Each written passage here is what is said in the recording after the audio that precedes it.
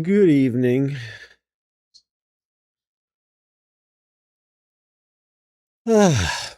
So, today, aside from having a SpaceX earnings call up in the background, you guys can't hear it because it's incredibly boring, but there's been a couple tidbits of information that have come out of it. Only listening for the one question I want to get answered is how HLS is going. But they're talking about dollars and blah, blah, blah, blah, blah. Just make my stock worth a lot of money. That's all I care about. Um, But in the absence of being rich, let's make a game. Today we start with our mobs. So we're gonna start figuring out what that looks like.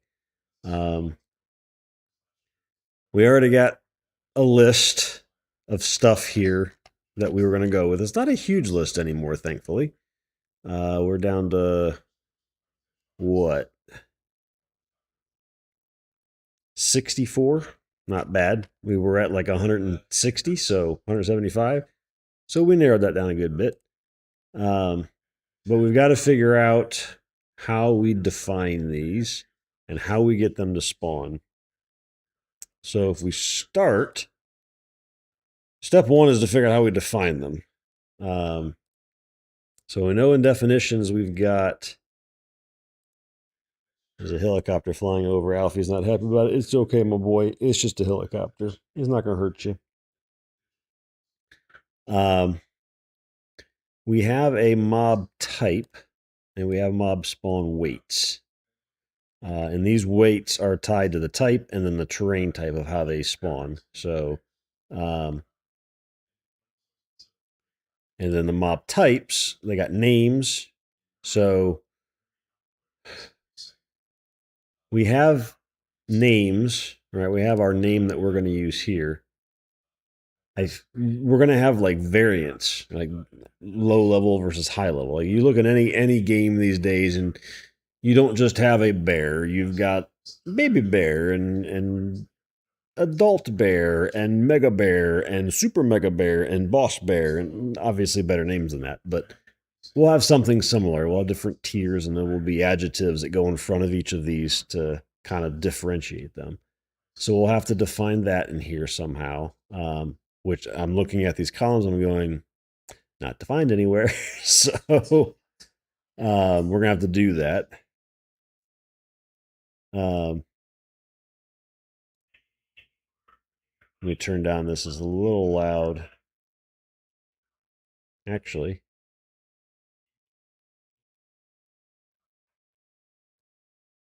yeah, talk about this 100 billion you're talking about. Can you unpack that a little bit? No, you're gonna put everybody to sleep. But anyways, we got to figure out how to define that. And we don't have a good thing in here to do that. We've got the name, but we probably need like a, well, I say that. Hang on, let's think for a second. Yeah, Alfie, let's think. I know. It's rare that your dad thinks. I get it. You always think I'm being dumb and I ignore you, but you just fart on me and leave. That's all you do. I don't think we do that now. I think we have, like, this is the base type, but this name here is the full thing. So if there's an adjective or a named mob or whatever that is, right, that goes there, and then every level of mob. So say we have 4 different levels of bears. They're going to have different equipment and stats, and then spawn percentages based on terrain type.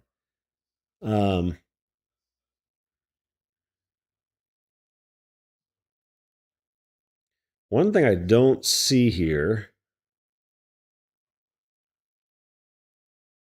So one of the concepts, and let's go look at our documentation. I think we had this defined.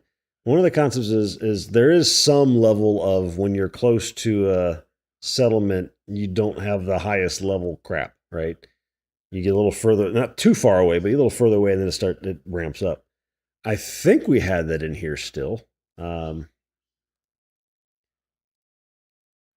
Let's see.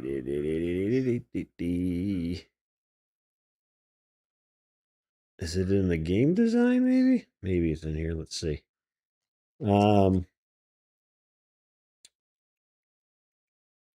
Economy.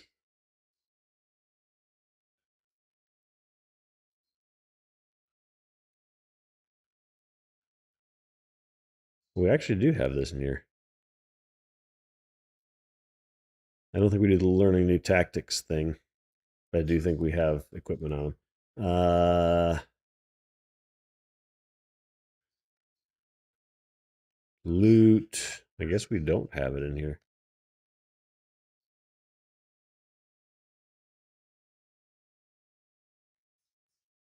But there's got to be something to kind of define where they spawn.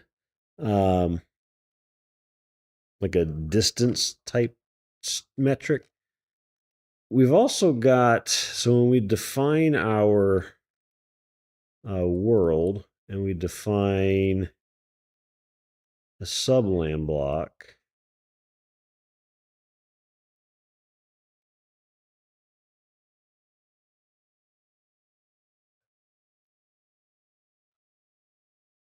I keep talking about more and more about AI. I want to talk about spaceships. Space X. Spaceships. Talk about it. We have mob type definitions here.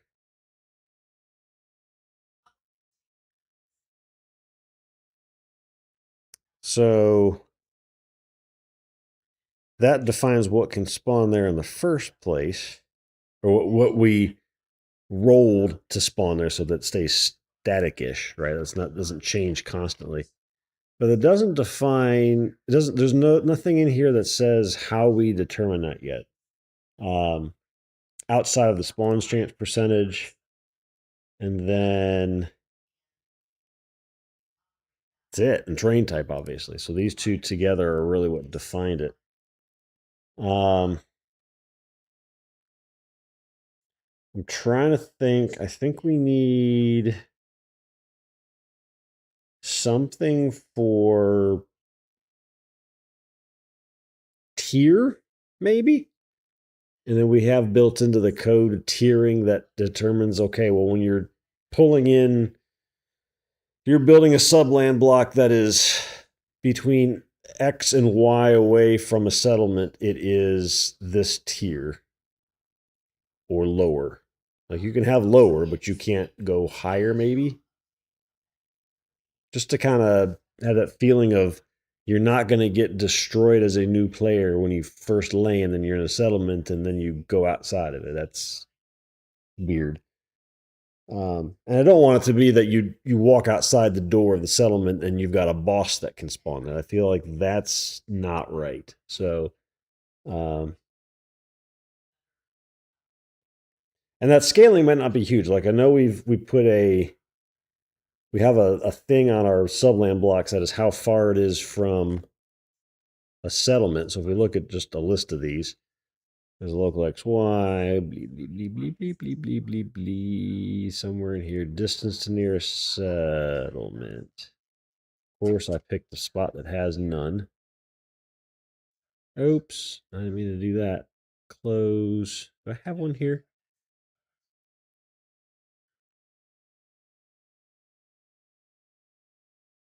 This guy. Oh, I feel a sneeze coming on.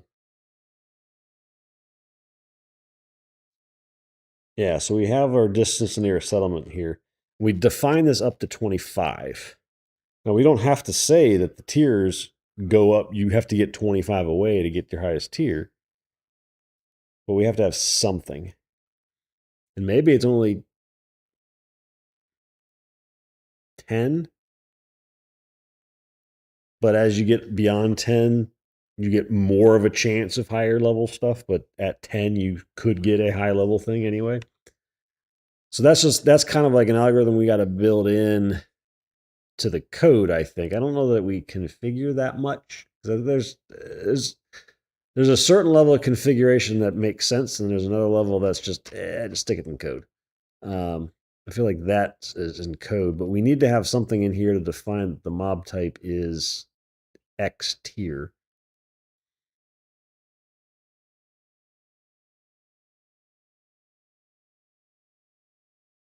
And it's not like it's a.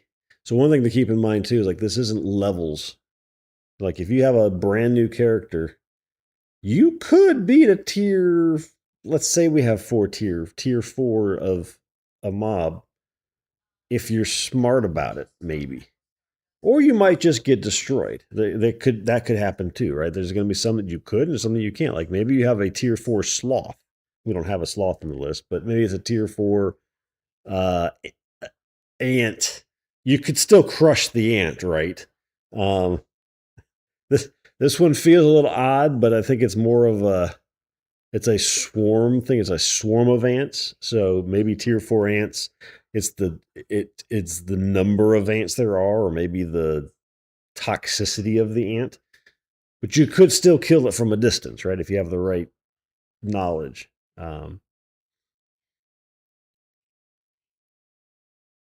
But the idea is there's not a level. Like characters don't have levels; they just have skills that have levels, and that just allows you to do more and more stuff. So, oops. So I'm thinking we need tiers on the mob type. We need to add that. I should probably write this down because I'm going to forget in about 5 minutes what I just said. So, mob spawners. Let's put some stuff in here.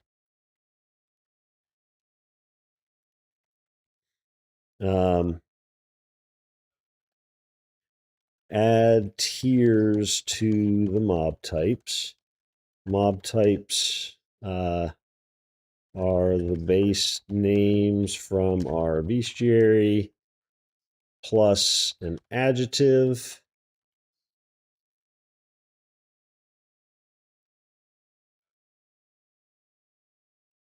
No. It's an interesting idea what it came up with. I don't know where it came up with that idea. But base it off of the terrain type. You have goblin. It's a tree goblin or a cave goblin or a, not that we have goblins. I don't think we have goblins. We have goblins. It's possible. We'll have to think about it. But it plus an adjective and or unique name for the mob. Man, it just keeps adding and adding and adding. No.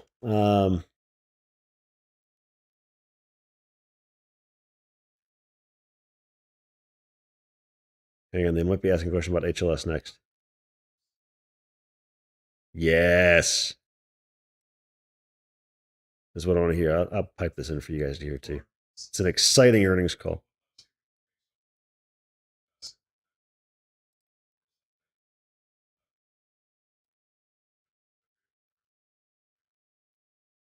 This is HLS. Update on HLS is what they asked.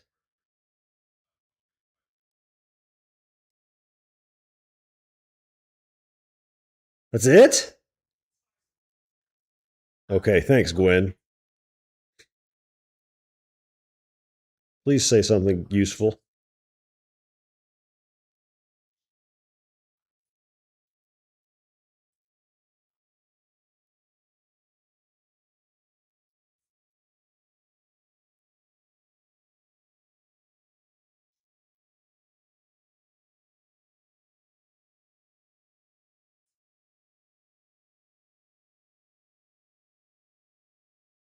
Nothing. Absolutely nothing.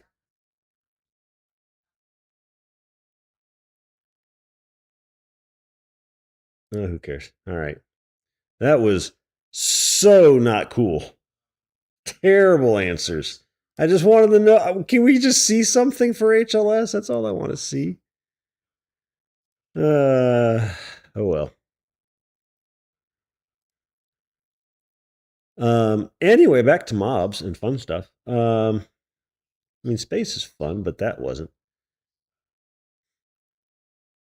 So, what else do we need? So, tier The name will define some bit about it, right? Now, the question is, when we do tiers, when we do this, do we have a high-low tier so that we can say, I gotta blow my nose and turn off my camera really quick. I can get my mouse to it. There we go.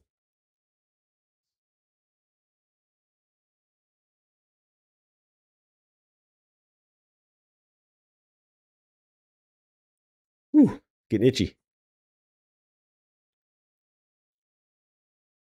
Well, that's an interesting question. How do you guys answer that one?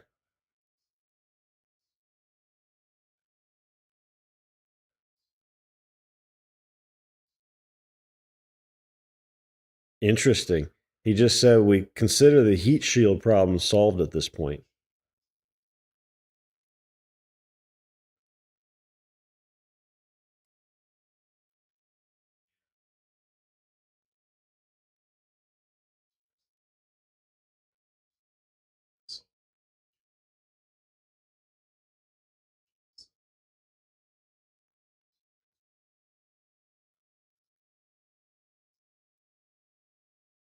And I hear thunder outside, so I was going to start barking a second.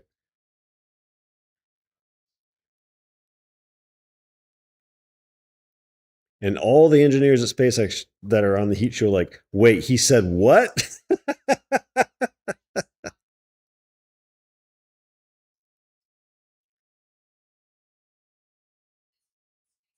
All right, well, one piece of news, at least, maybe, if it's accurate, but it is Elon speak, and he always tends to exaggerate the truth. But that's why I'd rather Gwen Shotwell talk more than him. Okay, so what tiers for mobs? Do we make it a range? Where I'm going with that is like if we do a single tier per entry of mob type, um, then every single one of these has to have where I want it to exist in the different tiers. I have to have an entry for it and a different name for it and potentially a different loadout for it, right? Because loadout being equipment and stat block. If I give it a range, then I can reuse it. It might just be worth keeping them separate because inevitably I will change. I will want to break it up and it won't work. So we'll keep it as a single range. What other stuff do we need on that mob type that we don't already have? We got some booleans on here.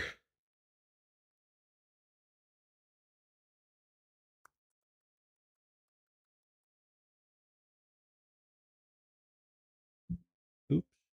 What I don't have is something that defines what it looks like. So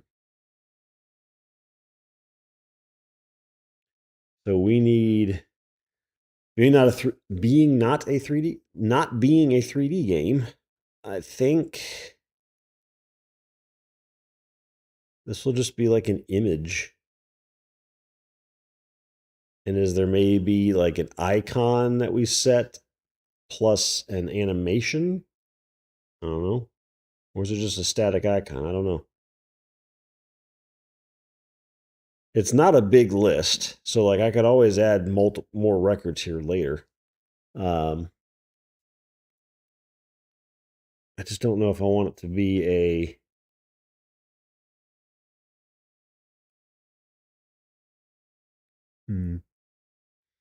I'm looking at the radar to see where this thunder's coming from because I want to see how long it is until Alf starts yelling.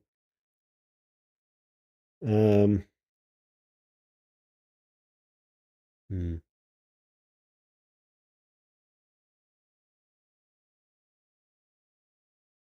A little bitty cell of rain. Why is it swirling like a hurricane around us? Going from east to west, which is very strange. It's not going to be here. It's well north of us. Um,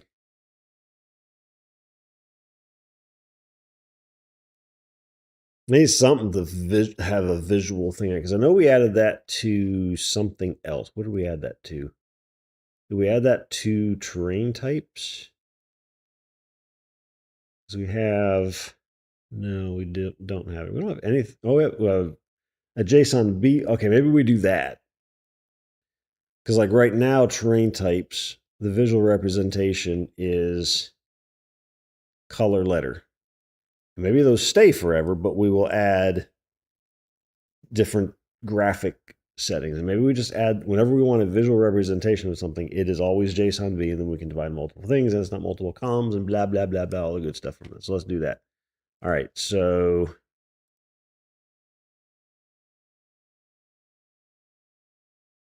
what am I looking for? Notes. Add a visual, my goodness, visual representation of the mob type. Nah. JSON B column, like we do for terrain types. Defaulting to blank now, but eventually will contain graphic asset information. Something like that.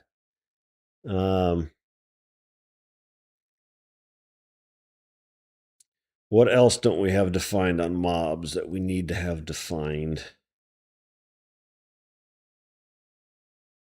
We can't really fill equipment in until we define items, but that's fine, and we have it already set up. The stat block, we'll have to define what we want that to look like.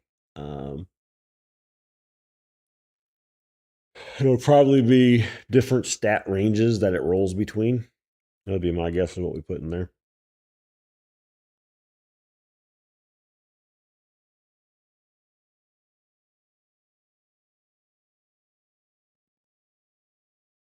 I can't think of anything else that we really need on mobs as of this very second.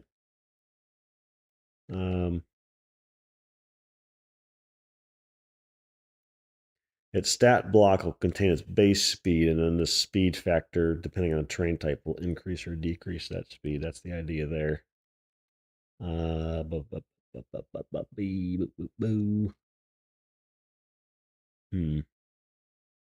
Okay, I think we start there. So what we'll do is, as part of this next little iteration, is we're going to take... Well, okay, so hang on. One more thing I just thought of. We have name, but what we don't have is a description. So we'll have our visual representation, but I think there should be a description. Like when you identify the mob, you can click on it and see what is it, right? It may be the same for the entire family. Like when I describe a fungling, it's going to be the same description potentially, unless it's a unique creature, right? That would be your different thing, and I'm gonna have some more information about it. Maybe gives you a little hint on how it's going to try to kill you. So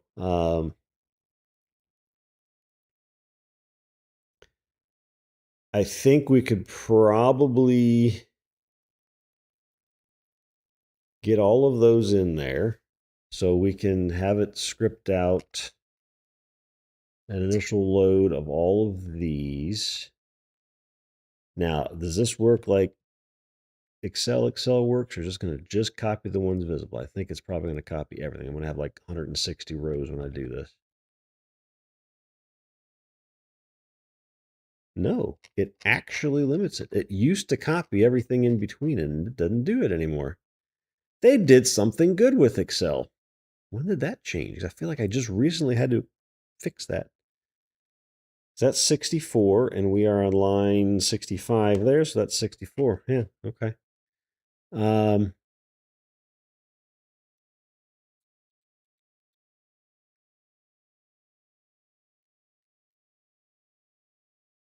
Let's do something here. Let's clear this filter. Ooh, we got red stuff. Okay, let's clear these out. Anywhere there's red, I just want to make sure we don't have the soul mark name, and if that way I can just feed this to Claude and say wherever a soul mark name is set, that's what I want to bring in. Because I do want, what I want to keep is some of this information. Um,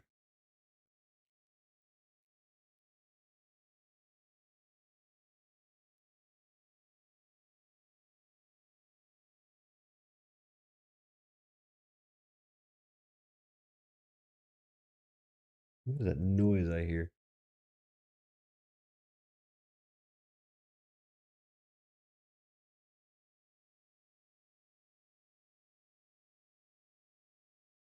I can't tell if that's a lawnmower or a power transformer about to explode.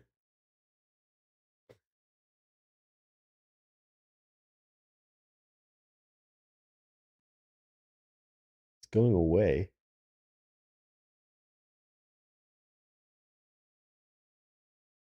Somebody's car? That sounds really weird for a car. Anyway, I'm trying to think. I feel like there's some more detail that we need to put on it. It's not really visual representation, but it's just more of behavioral representation. Because some of the stuff that I had it in here was, I don't care about the origin. Visual, I think size could go in there.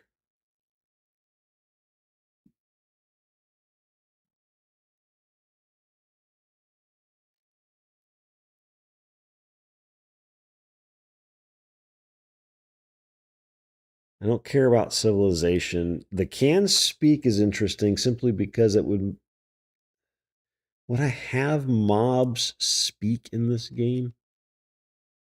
The only thing I can think of is if we add character to the fights, instead of the things like it could actually speak like son of a. I wouldn't say son of a, but it could actually say words. But the thing is, none of these are like potentially speaking English anyway, so does it really matter? Probably not.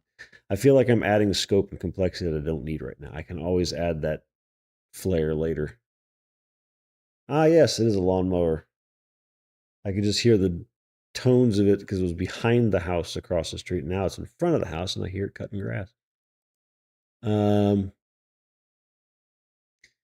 yeah, I don't know. I don't know. I think maybe this just falls into the description. I don't want it to write the description for me, but I think I'll just come up with it and fill it in. I'll come up with some descriptions for everything and add them myself. Because I don't want AI to generate that, because that means AI generated content for the game, and I don't want that to happen. So all of this has been by hand so far. I mean, the list compilation wasn't, but naming them and determining which one I want to use was. Um,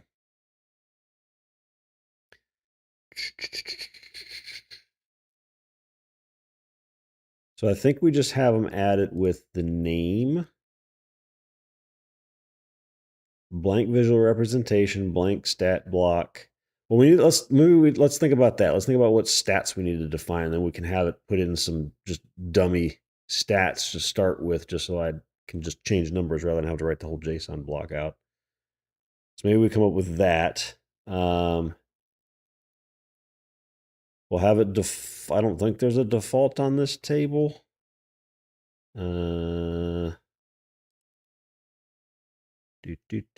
Properties. Oh, there's a default of 300 seconds. Was that 5 minutes? Yeah. So we can change. We can override that later. And I'll set all of these by hand. I think it's only 64. It's not like it's the end of the world to go through and check boxes. But the stat block, I want to have it go ahead and just dummy up the types of stats I want on them, and then I will modify them. Okay, so then for stats, what stats do we want?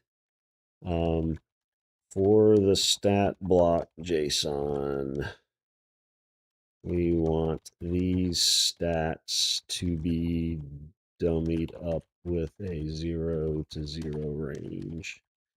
That will set later. So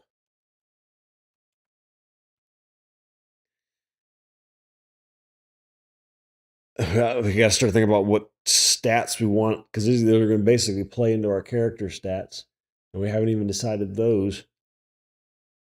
Well, have we? Why am I yawning? Let's see.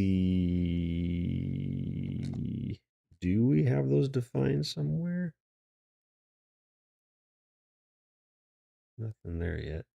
Properties. Statistics. I don't think we have any data in here yet. No, but these are the statistics we will need.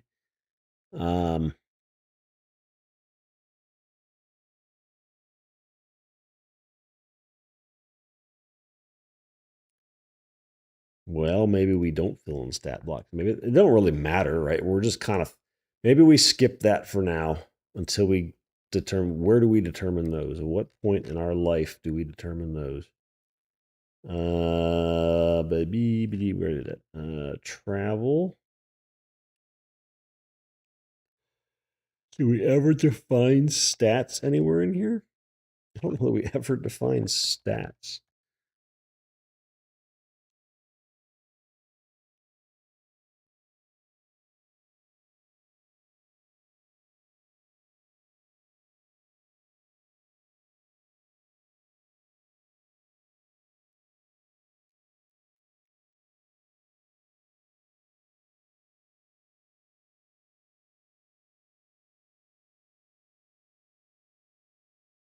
Loot generation, random stat rolling. I don't think we ever actually define them. That's kind of a gap. Never defined what our statistics were. So that's kind of step one. What else do we need to define before we can finish defining, like settlements and NPCs and stuff? So statistics. As we don't have to define them all, we just have to define the ones we need for this particular state. So, oof, doggo just farted. There's like a sewer in here.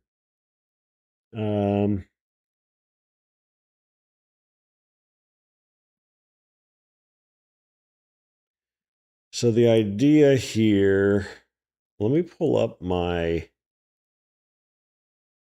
original thingamajigger. So that would have been in, did I do it in this one? I don't remember. Yeah, it would have been in here. Item generation. How much of it did I define in here? So item statistics. Okay, so this is all just what I pulled. Ashford. I added a couple weird ones. Well, chaos I did. So these are different. There's weapon stats that I don't care about for mobs yet. Requirements don't care about. Protection don't care about use. So I don't have those. So I don't have things like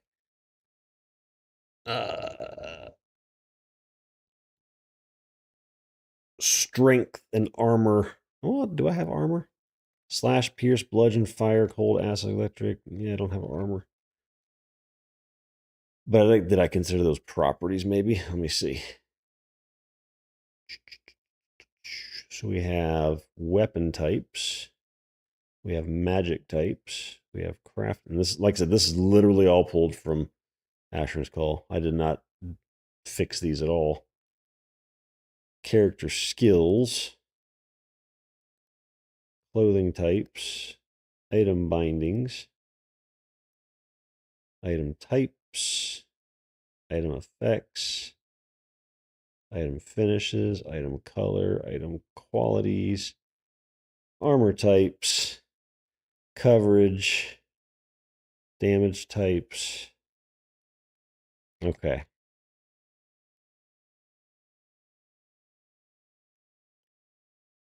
So we have nothing that defines health or stamina or Limen, which is our mana, or primary stats. Do we use primary stats? Question mark. Or do we let your skills and items you have on you determine like your armor level.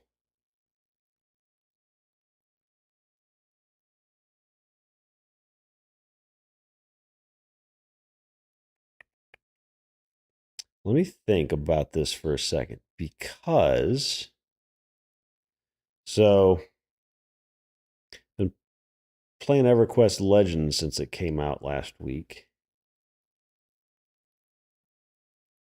We have primary stats, but we don't apply anything to them. Uh, let's look. Let's just look at that, because we have them in National's Call too. We have them in every MMO that I've played, I think. National's Call, you could actually adjust them.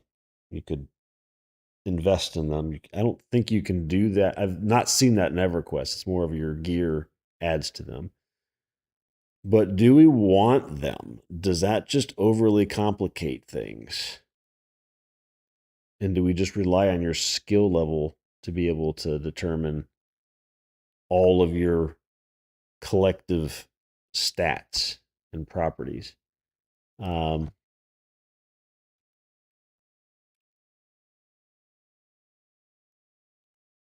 Let's look. This is just EverQuest. Now that I'm thinking about this, clickies. What the hell are clickies? Now I'm getting sidetracked. Oh, items with clickable effects. They call them clickies. Okay. Okay, whatever. There's some weird names for stuff in EverQuest. I'll say that much. Anyway, what stats do they have? So if we look at this one, maybe. Okay, so they have strength, stamina, agility, dex, wisdom, intellect, charisma, and Joel's that. Okay. What I was trying to avoid in this game is having a stat and you have to know how that affects everything, right? Like, I don't want a stat that is, these aren't horrible, but I don't want a stat like, oh, what are they in WoW? There's mastery in WoW. Okay, what does mastery mean? What does it do for you? Like, I can get having strength, this one, because that can just determine how much you can hold. So maybe there's a strength stat. But then the question is, does that come into play when you are doing something physical in the game? Do we make that as another thing that advances? And then how do we advance that? Since we don't actually level, we don't really gain experience at a character level. We gain experience at what skills you used doing said action, be it defeating a mob or mining something or exploring something or discuss whatever that is, right? That's what you get experience for. You don't really get anything at a character level that you can invest in any of this type of thing. So do we even have it? Is it, instead of it being a primary stat, is it just a skill? Like, do we just have for lack of a better word, backpacking skill that allows you to carry more stuff, that improves your how much burden you can hold at a given time before you become overburdened, right? How big your bags are for how many items you can fit into it, something like that. Do we go that route? So it's very clear exactly what you're leveling up. How do you level up? Backpacking, for example. I'm sure we can come up with a way to do it. Like, you carry, maybe it's just a time-based skill. Like, maybe that's how it works, right? Over after you travel so far over or so for so long for some period of time, that skill just slowly levels up. You can carry more because you're becoming more fit. Maybe as you get old, it gets less. That'd be horrible. Like, I'm going to stop playing. That would like kill the player base instantly. for health and stamina and Limen, what determines those numbers if it's not a primary stat like this? What would do that? Or do we just have a skill that is survivability or something? So there was a skill in Asher's Call called mana conversion. It didn't increase your mana, but it made how much mana was spent on casting spells or items that were using built-in mana. It would reduce how much those would use. We could go something along those lines, not reducing mana usage, but like increasing your mana pool. I guess there could be one that decreases limit usage as well, but the question is always going to be, how do we level that? What determines that? Is like you just because you cast any invocation of some sort, that slowly increases that spell so you can do more over time. Wouldn't be horrible to do that. What increases your stamina? I mean, stamina could be you do something similar to strength and how much you're carrying. Stamina is like you do something that requires effort. Like you mine, or you use a physical weapon, like a melee weapon, even a ranged weapon, because that takes stamina to do too. Bows aren't zero effort to use. And just even if you're shooting a gun, that maybe that's not as much stamina. Maybe certain types of weapons increase your stamina more than others. Maybe we do that. Health. What would increase your health? What kind of activities would you do to increase health? Or do you increase health? Or do you just leave your health as is and then you increase your armor level or something? Or maybe health.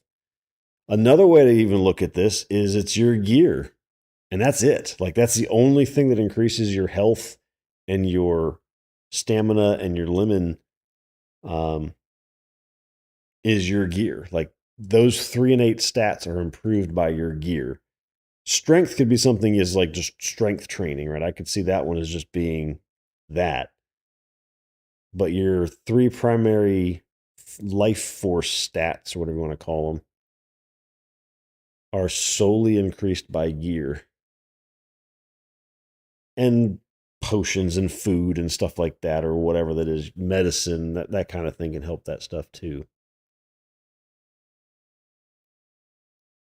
So that way, if you find that really damn awesome piece of gear, you get powerful. You get not powerful, but you get your survivability skyrockets just for finding some lucky piece of gear.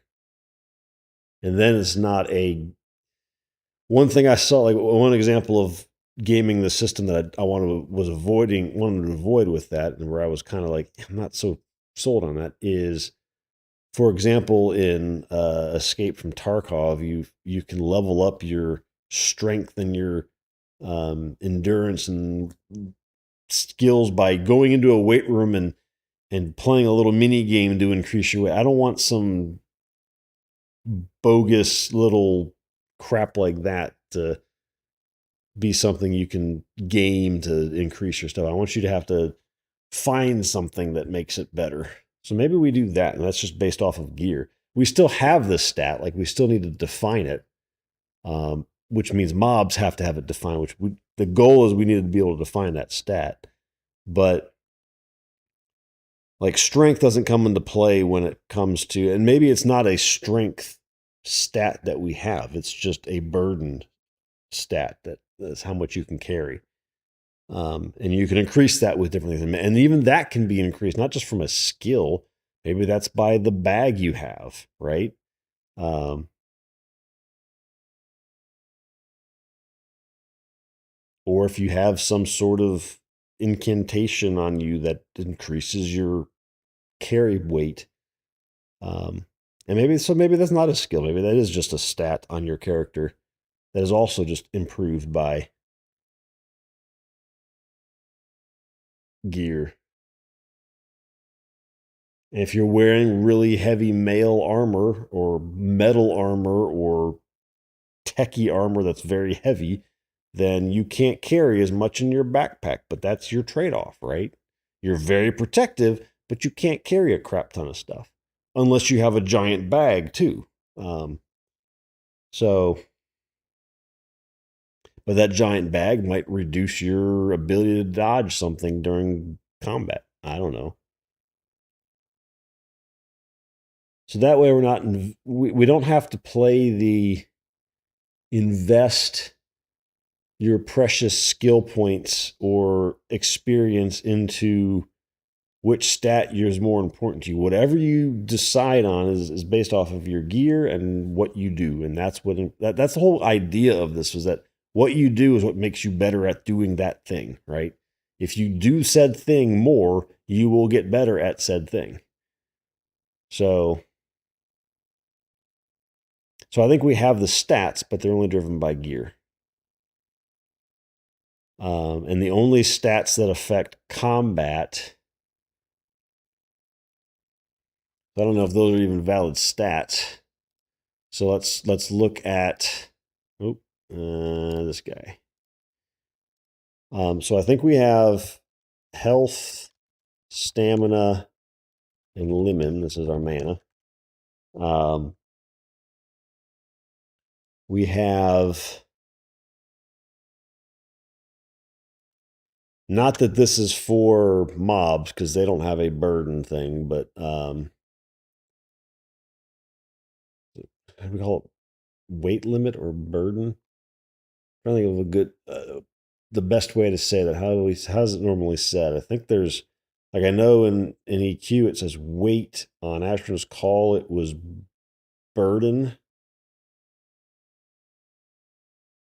WoW doesn't have it anything like that. I think of other games that have stuff that was weight. New World had weight. But weight isn't what you call the stat. Capacity. Carry capacity.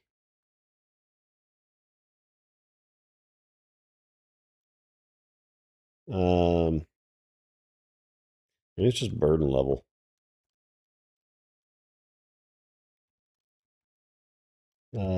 Driven by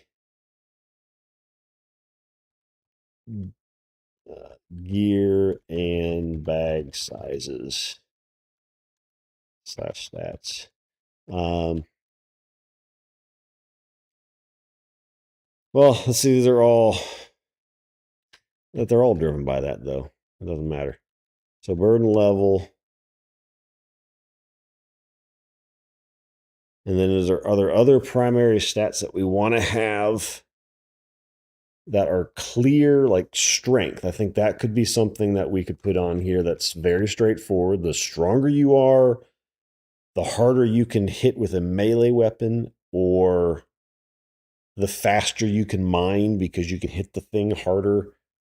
Things that are there, it's obvious to the person playing that that's what strength does. It's not well, it also improves your damage over time by 4.2% for every 12.5 points of strength that you have, assuming you're wielding a two-handed weapon with it. No, I don't want any of that crap. That's too complicated.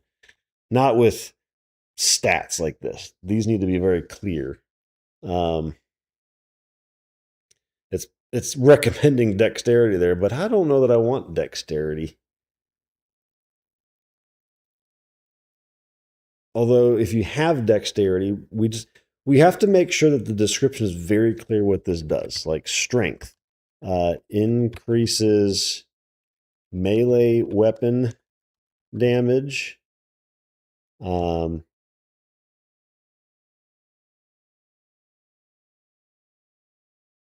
Do we let strength increase capacity? Maybe we do.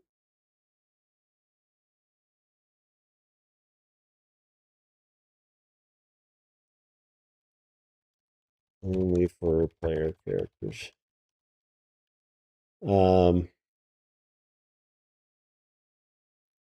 I mean, typically that's what strength does. It feels intuitive. Carry capacity, how fast you can mine. I'll just say etc. there because there could be other things that it can do.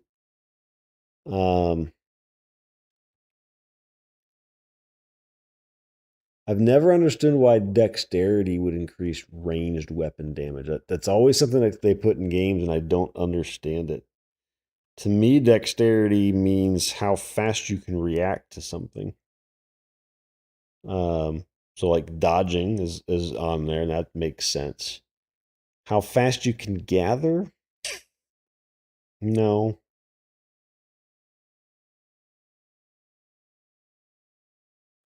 I don't. I guess maybe because it's how fast you can bend over and pick something up quickly. Kind of weird, but I guess that works. I don't get the increased ranged weapon damage because that's just more aim. Like you don't have to be very dexterous to aim your weapon, aim your gun. I mean, you're just moving your arm slightly. I don't think that works. What are other common? I mean, like we look at this one, we have strength. See, agility actually.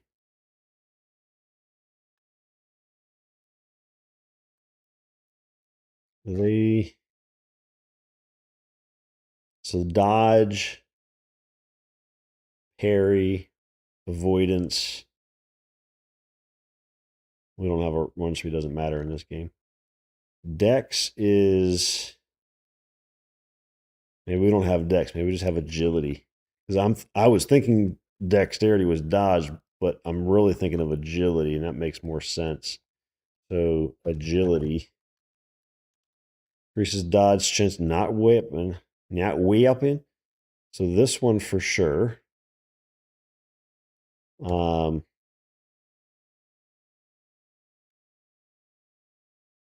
maybe climbing ability. Traversing rough terrain and how fast you can get. Maybe I could see maybe putting that in gathering because then you're quickly picking up something on the ground.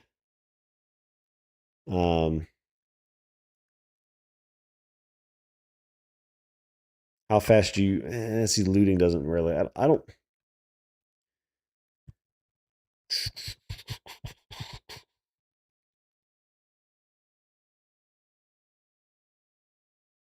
yeah, we'll leave it on there for now. I don't really know if that's valid though.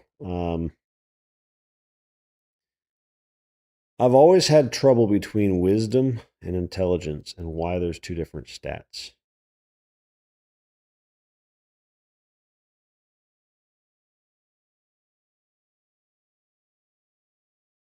And it is interesting how this EQ uses it as like if intelligence is higher than wisdom, that's what's used for raising general and craft skills. If wisdom is higher than intelligence, that's what's used for general and craft skills. And then it's like, okay, then why do you have two different ones? And it's mainly because one is used for these classes and one is used for these classes. And I don't know why. Why are they different then? It just seems an unnecessary complication to the game. So the question then, and charisma and whatever, I'm not going to use that. Wisdom and intelligence is which one of these would we want to pick, that type of thing. To me, what that's going to define, maybe we call this carry capacity instead of burden level. Carry capacity.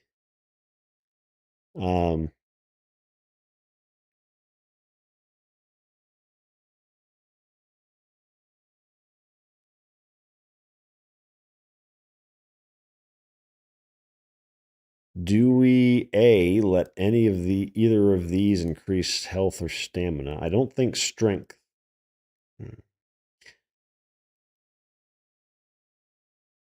Do we have just 3 stats? So let's say we pick. I'm trying to think if they're doing wisdom or intelligence. Kind of like intelligence or modern. Increases spell damage. I guess it could be an increased skill gain. If you're intelligent, you learn things better. I don't see why not.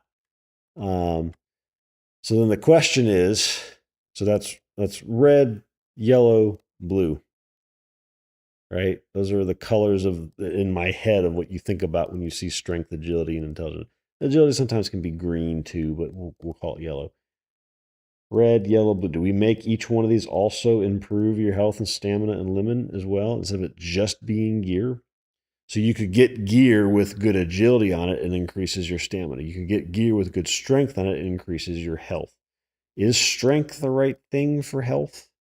Usually that's like an endurance stat. But endurance really only ever affects health and stamina. Or do we just add endurance? Like intelligence increases your Limen, and then endurance increases your health and stamina. Your strength and agility have nothing to do with your health or stamina. Maybe we do that. So you could have gear that has plus to these, but also if it has intelligence, it increases your Limen. If it has endurance, it increases your health and stamina to some extent. We could do that. Have an extra stat there.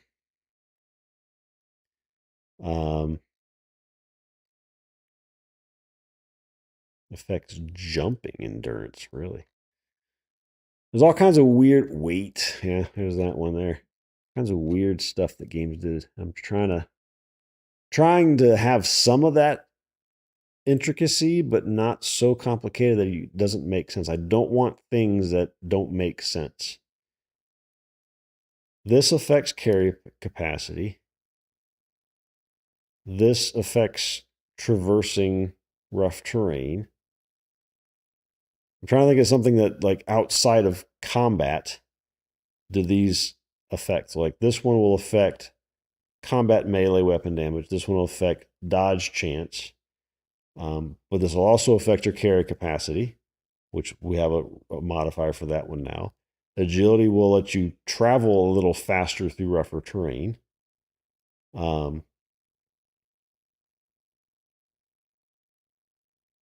Do we do anything with gathering with it? Maybe we just don't do this and keep it a little simpler. It just be these 2 things, right? Melee weapon and carry capacity, dodge chance, and traveling.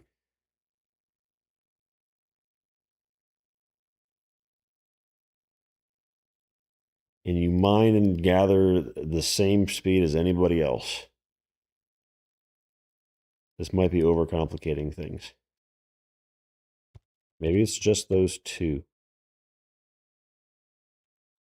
And then here, intelligence increases your spell. It's not called spell. What do we call them? I don't know. I don't remember, but we have a name for all of that.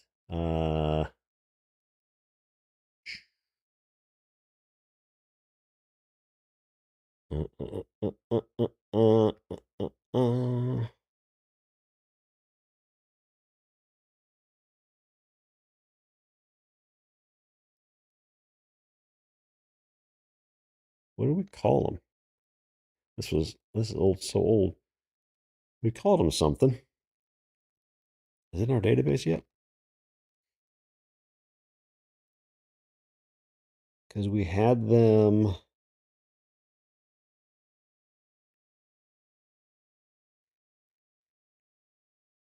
We had enchantments and channels.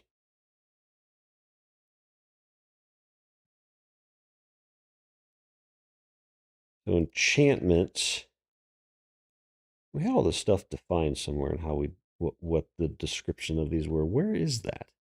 Am I dumb and I just forget where we put all that information? Because we defined all that stuff.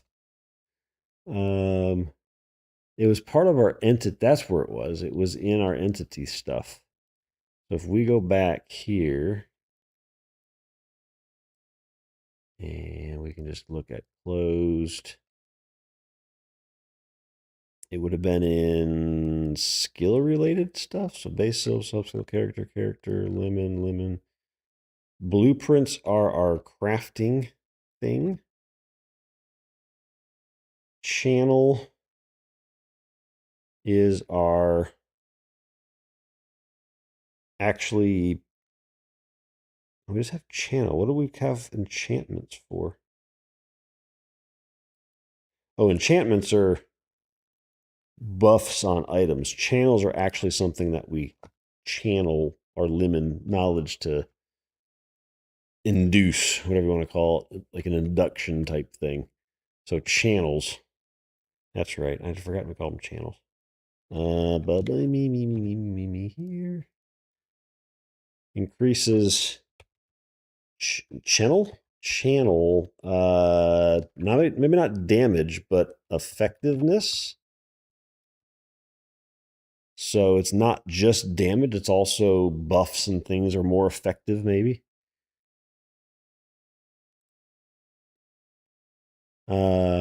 Weapon impact instead of just damage, and dodge chance I think is fine.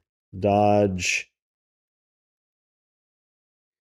Do we call it dodge or evade?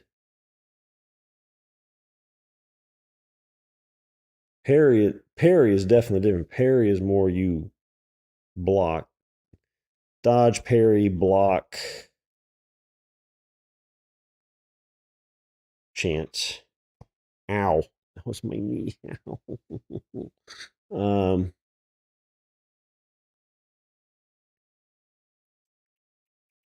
Arg.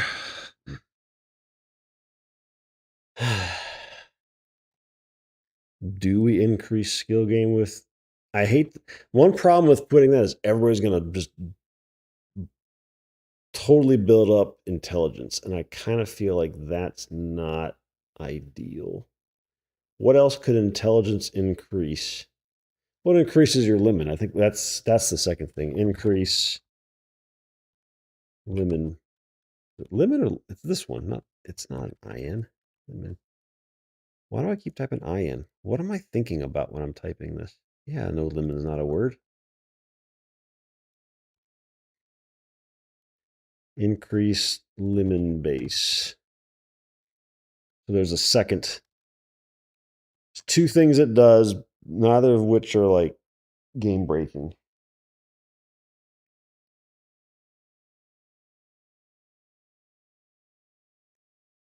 And then do we have endurance as our last one? Increases health and stamina, and that's it?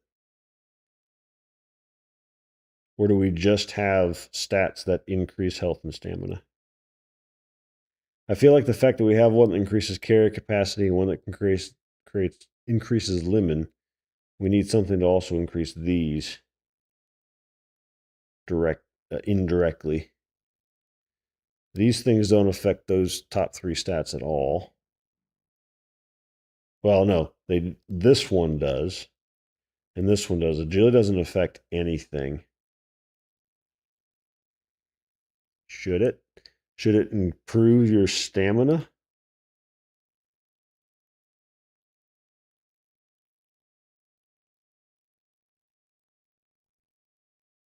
I'm starting to think. So by having this here, one problem with that is now that means that everybody's travel times and different things will be different. It might come into play where your chance of surviving something is better because you have higher agility, but survival is really based off of equipment, right?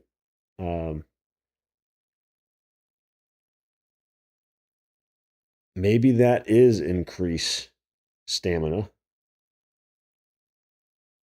because then everybody has the same speed and nobody has an advantage because they've stacked their agility and they're flying across the map.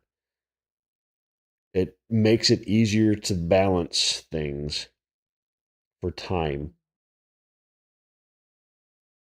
I kind of like that idea. So increase stamina. And then we have endurance, increases health and stamina.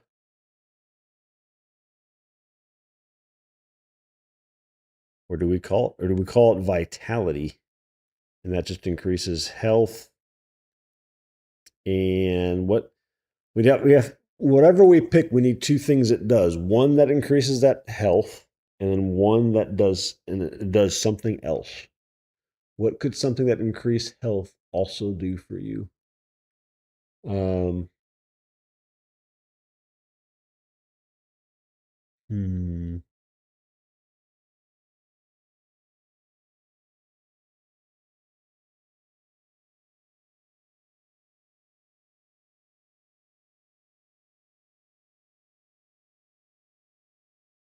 What else could it do? So, like, we look at this is just for examples. In here, your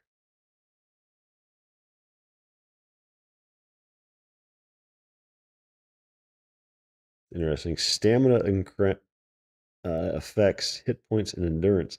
It feels backwards. It feels like endurance should increase your stamina, hit points, and swimming breath. I feel like somebody misnamed that. Swimming breath. We don't have swimming, so it doesn't matter. I mean, there's a form of it, but nothing like this. Um,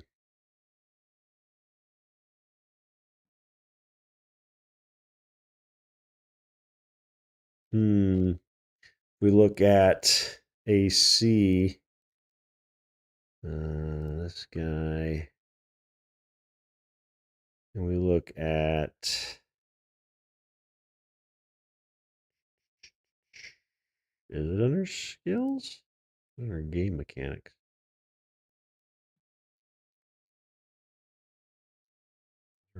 Costs.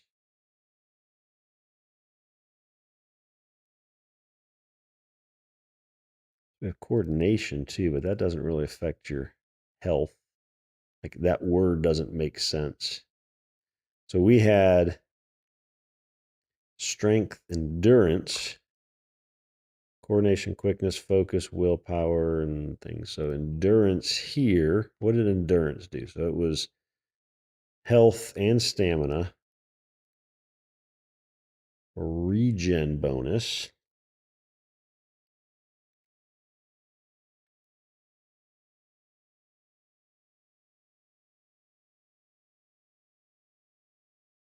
Hmm.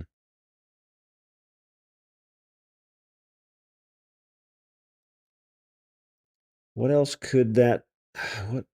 Hmm. I don't like it doing both.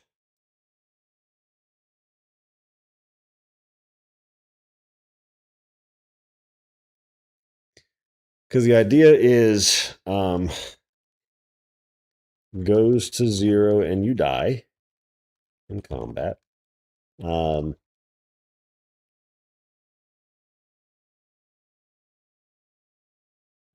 Consumed by melee weapon use and dodge, parry, block, and regenerates over time. I think that's fine. And mana consumed by channels regenerates over time.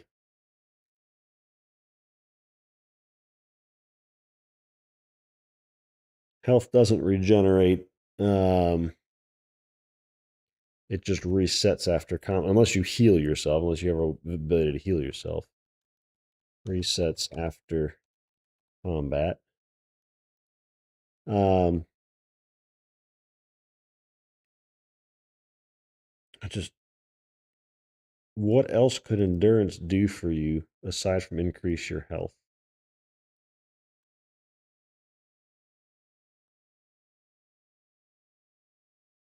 What else?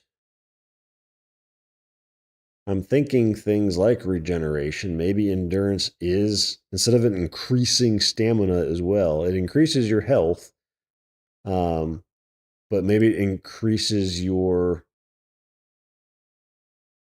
stamina and Limen regeneration during combat. The problem with that is that just means this stat, if you're not doing any combat, which to be fair is going to be kind of hard to avoid in this game, but let's say you wanted to try, this stat is meaningless to you. But I mean, I guess the same's true with agility. It's also meaningless if you're not doing any combat. Um,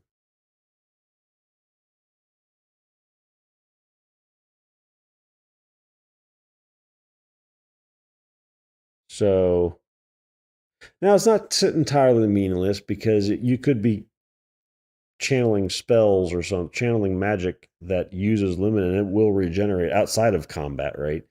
It allows you. Maybe it's used in so.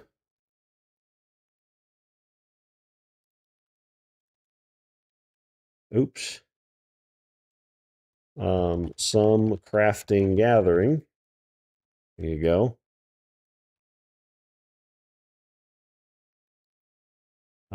Consumed by channels, and then some crafting. Gathering, I don't think would ever use it. It might, maybe in the future.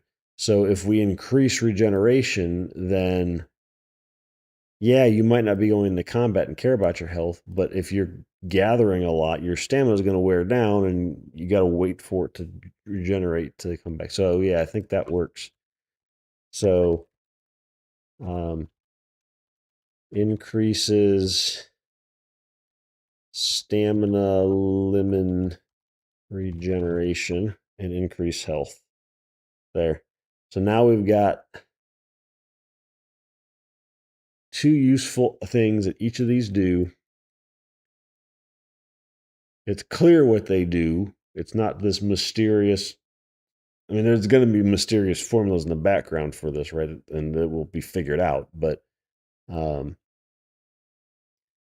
what it does makes sense. Like you don't have a mastery skill. It's like, well, if you're a melee, then it does this, and if you're if you're casting magic, it's this, or if you're crafting, it's this, and they're completely different concepts. No, I want it to be clear that what these do. So, okay, so these are the base stats for mobs. All of those matter except this one. But we'll go ahead and put that in there.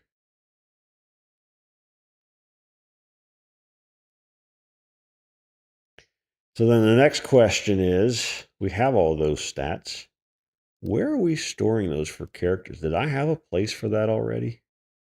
I don't remember. We have a characters thing. So characters, skills, sub-skills, channels, masteries, blueprints. What's on characters? It must be on here if we have it anywhere. We have health and current health and max health. We have your Limen force. I don't have a stamina here.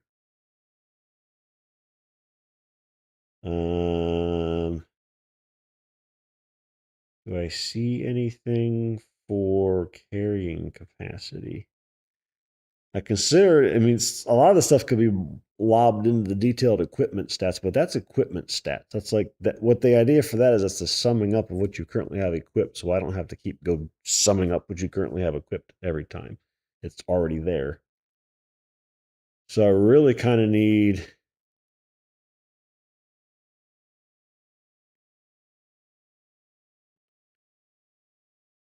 Limen force, max Limen force, and then stamina and max stamina. And then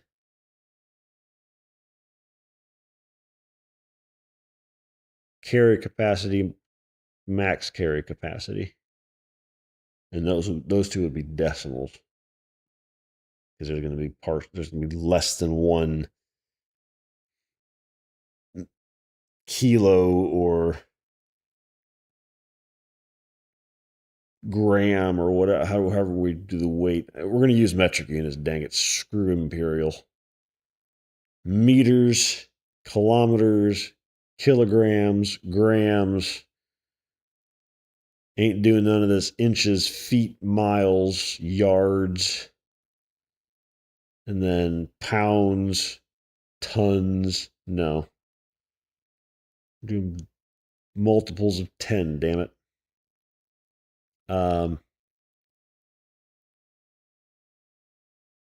Yeah, so we're going to have to add those here. Not a big deal. We haven't filled any of this stuff in yet, so.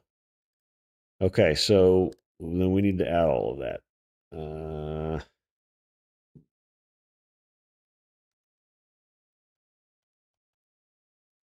On character table, we need to add new columns for Limen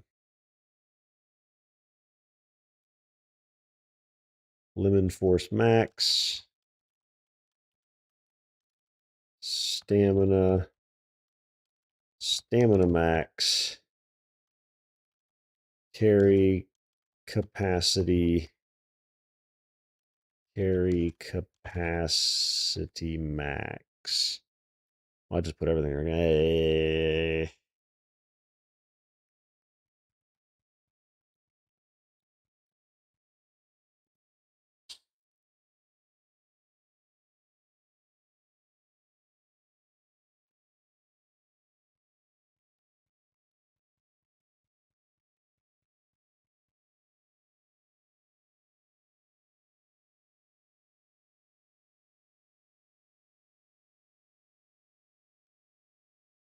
Thinking.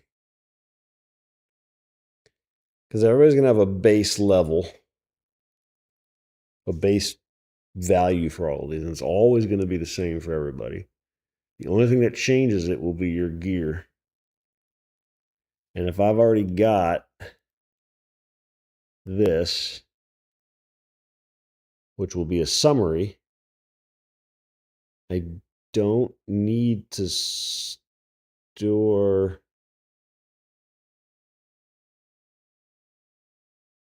The only reason to store any of those stats outside of that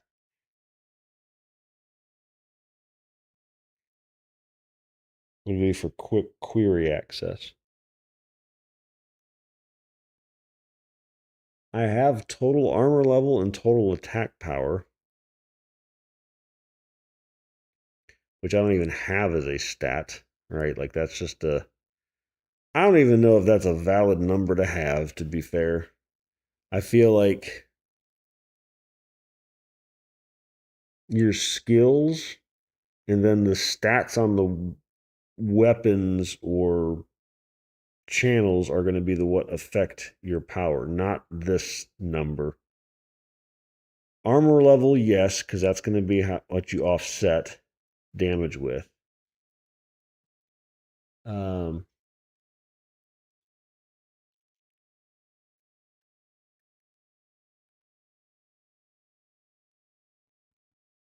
Hi, bud. What do you think, Alf? Do you think we should have all of these stats as a number on the record or just in that JSON blob? Will we need to query this data or will we always pull it into memory, use it, and then update it? Are we going to have to persist? Like health doesn't necessarily, it does kind of regen. No, it doesn't regen. I said here I was going to reset after combat, but I'm starting to second guess that. I'm wondering if you have to do something to heal yourself. Like you need bandages or you need, because like in I mean, it regens an EQ. It regens. It's slow, but it does. But you end up either healing yourself or bandaging yourself in both EQ and AC. And WoW just regens stupid fast. I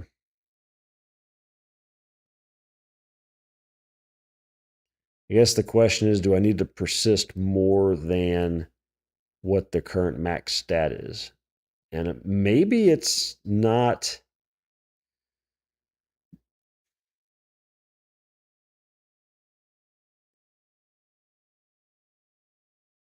What is the point of this if I just list it all out?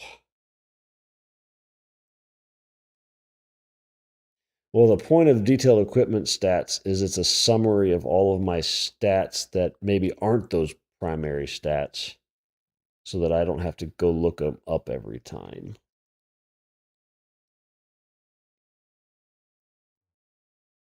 I just know from your character record.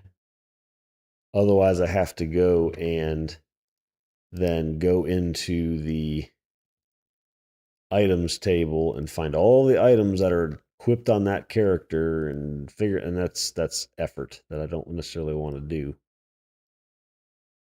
So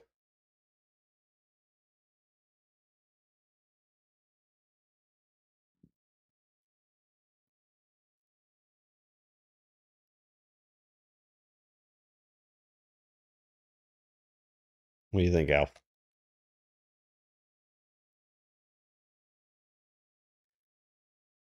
I'm just trying to think if I'm going to where I want to store that, or I just want to just store it as a stat block that has current and min max, and I just pull it. Will I query any of these five, basically? Or will I always just say, give me what they currently are, and I will update them?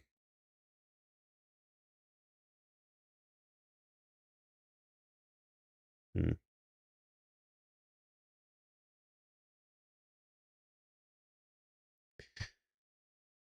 Let's look at what we wrote up about this. If we go back to here in our character, let's count character.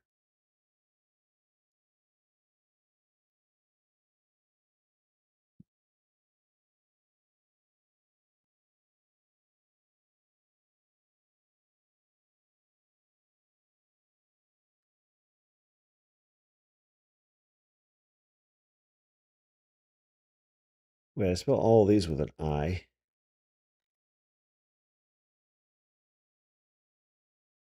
Hang on. Am I just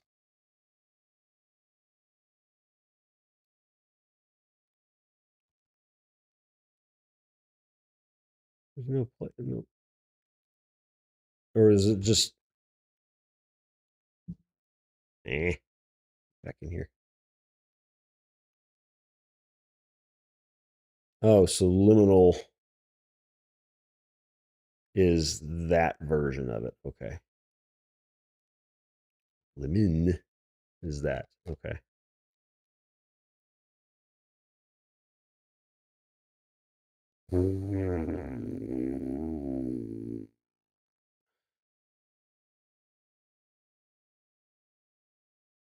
I don't know why I need to denormalize them. I know I put it here, but I don't remember why I really thought I needed to.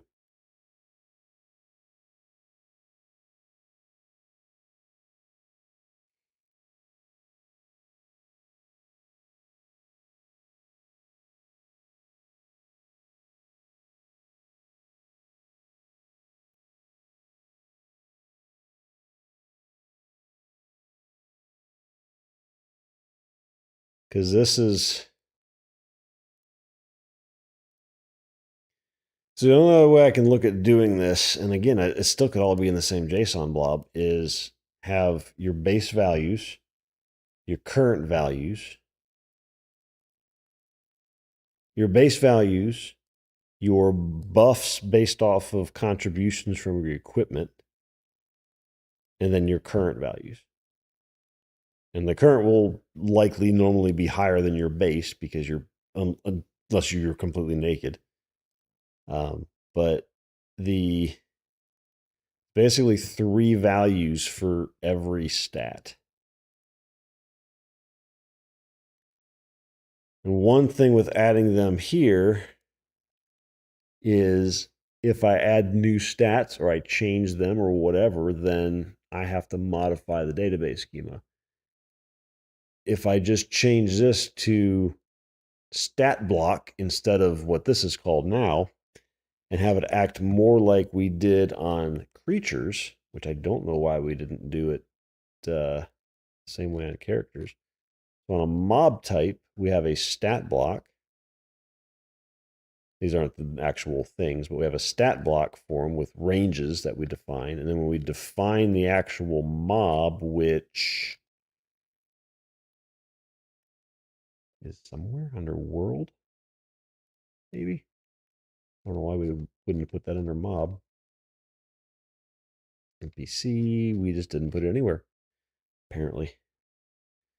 We must have done that later. So then let's look here. The world. Well, that's right, because mobs don't really.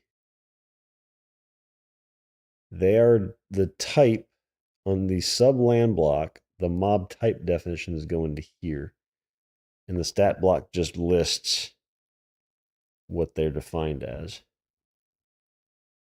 So do we just put stat block? I'm surprised you guys can't hear me smacking the arm of this couch on the mic. Dang. Noise canceling and whatnot is great. Because it's off to the side. It's good. Can't hear my weird ticks. I'm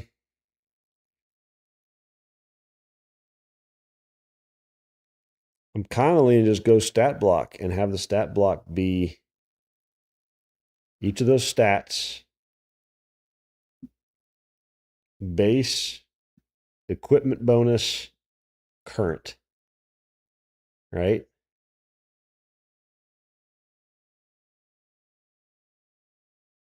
I don't know why I wouldn't go that route and just not have those columns at all. Just get rid of those on the character itself and just put a stat block, JSON block. We're going to read it, we're going to update it, we're going to write it back. Now, granted, you change one stat, you write the entire JSON blob back, which maybe that's an argument not to, but those are really only going to change if you change equipment, which means I'm going to have to go update everything anyway, or you are in combat. So going into combat is going to take every stat and pass it into the combat thing. While you watch, that's going to be a replay of what it simulated out to happen. So you're not really writing that every time there's an action. You're just replaying what the actions were, and it's already been decided what the result is, and you're writing the one result to the database. Because let's say you got to think about disconnects and stuff like that. Like somebody is in the middle of combat and they close the browser or they close the program, right? It just dies. Well, the combat has already resolved. Like we already know the outcome of it. They're just watching it at that point. So basically at the very beginning, we're writing the output to the database and they're just watching it and waiting for the result. And then the client will ask for the result when it's done. Or they're doing the auto resolve, it instantly resolves, and they see the results instantly. And it's the same idea, right? It's instant resolve. We don't need, all we're sending back to the client at that point is either the final result, if they did instant, or they play by play of the combat, right? And then they're watching it happen. It doesn't affect us writing the result to the database. So I don't know that we're really doing it multiple times. I don't know what he's freaking about. Hold on, please.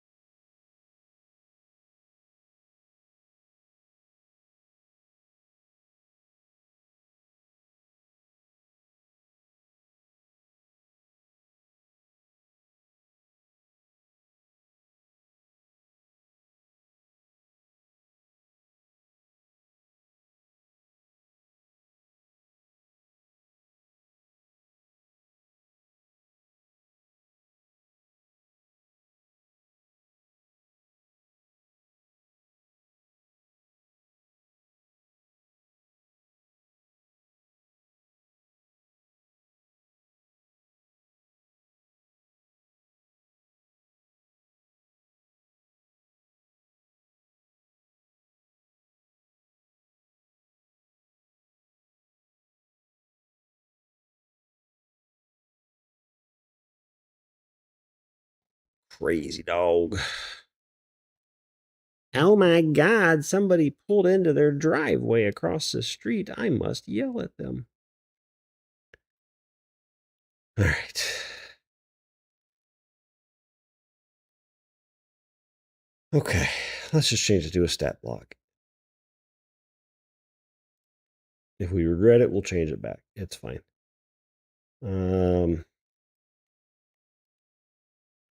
Let's convert from health max health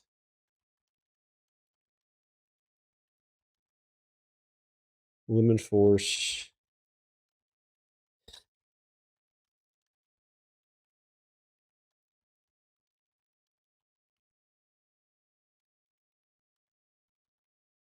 and detailed equipment stat.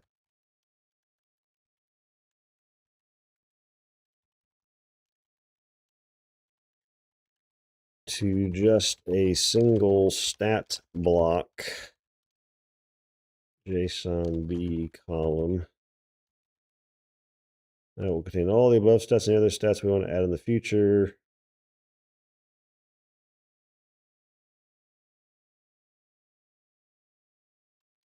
It will contain the base stat stat value. Or find.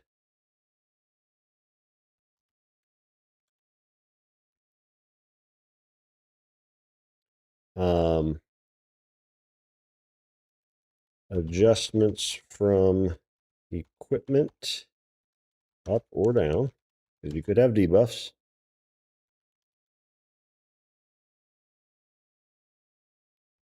Adjustments from buffs, debuffs, and then the current value, i.e. we will... Alf, chill the F out. What is your problem? They're allowed to park in their own driveway.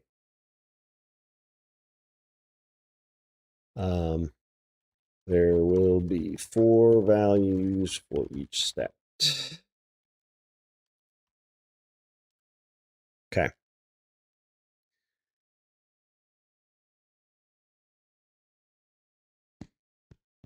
Come sit. Come here. Come here. Come here. Give your daddy a hug. Yes, there you go. Oh my goodness. Look at this dog. Look at this dog, huh?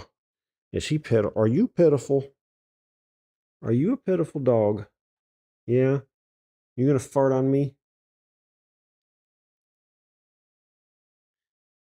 Okay, so I think so all of this to get mob spawning, and we have determined how we're going to completely redo our stat blocks.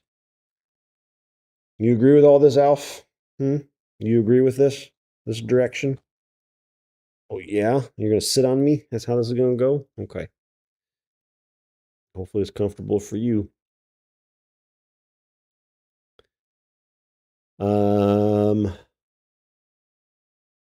Okay, so then what else do we need to do for mobs?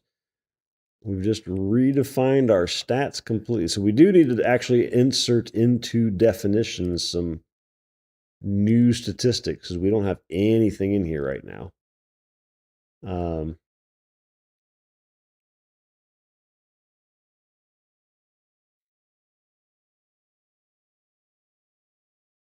Is this a statistic or is this a property? Because it's just a statistic, there's a max value to it. A property, there is a value.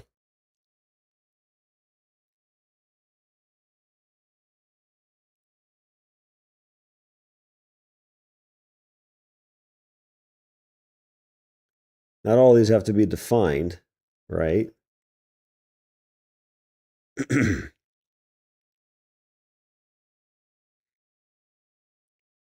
Weird Owl. How did we do that before in here? Did we even do that before? We didn't really have them. We really didn't have that defined before, did we? We had a character statistic. Well, no, that was just. Well, I had a min and max. Oh my goodness, Alf. That's not comfortable at all. What's your deal? You weird dog. Oops.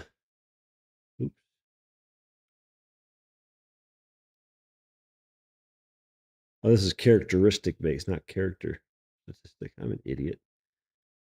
Did I just hard code that in my? Well, this is item generation. What did I do in this other project? How did I define it here? Creatures, players.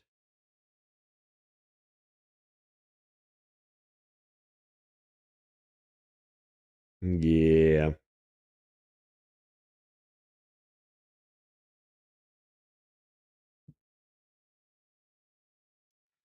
Okay. So none of that makes sense. Load my DPI by accident.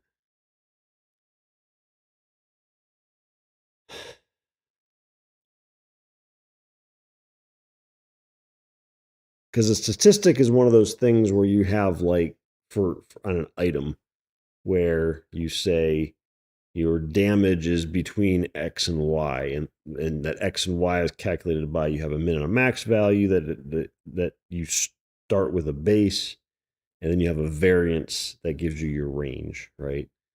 Um,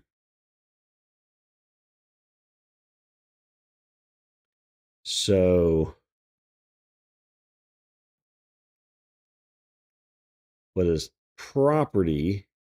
I mean, I guess you could technically have a statistic that's the same min and max value, but that doesn't make sense for health. Like you could have a additional health statistic, right? And your min and max is some min and max for that tier of additional health stat on an item that increases your health, but not just this is the property of it, right? This is the value.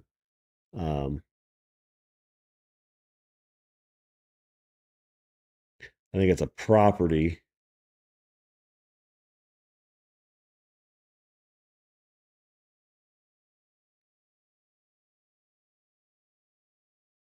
Do you make it a property though?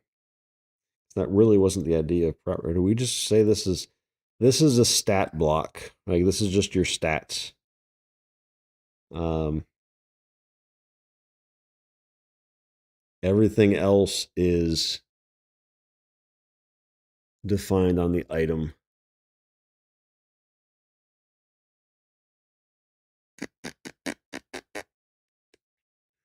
I think it's that. I think it's just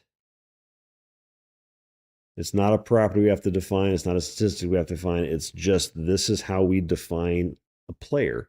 This is how our character, and this is how we define a mob. Mobs don't have carry capacity, but players do.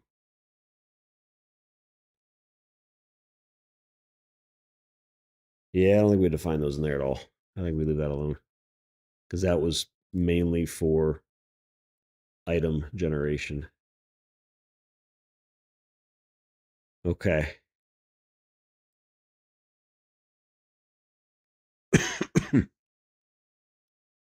So I didn't need to define the statistic. I mean, I needed to define what we were going to track on things. But now I know for mobs, we define everything but carry capacity. And that's what defines the same stats they are on players.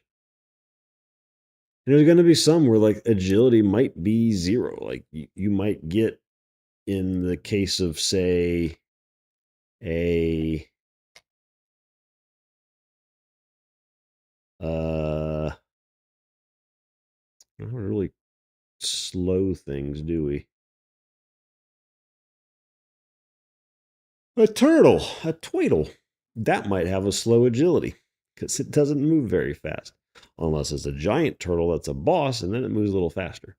But then you give it a little bit of agility, right? Those stats are what define the different characteristics of the different tiers.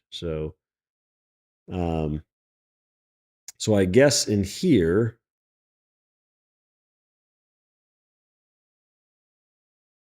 we have the range, yeah.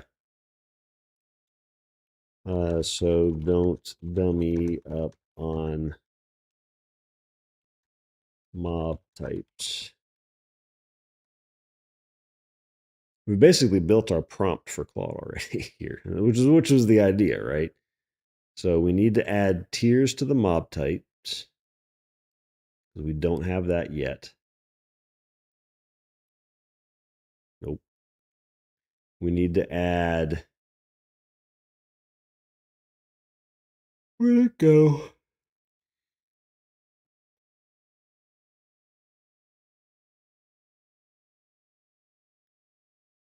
This is just more of a note than anything. So I'm going to move this up just so it doesn't go into the prompt because it doesn't need that. So we're basically, excuse me. So we have another option. Do we? No, we don't. I was thinking we could also put tier details in a JSON blob on the mob type and build in the spawn weights to that per trim, but that just becomes a giant JSON block in there. And that's, yeah, I don't like that. Now, thoughts. We do that, but we put a tier type here as well. So mob type or tier, right?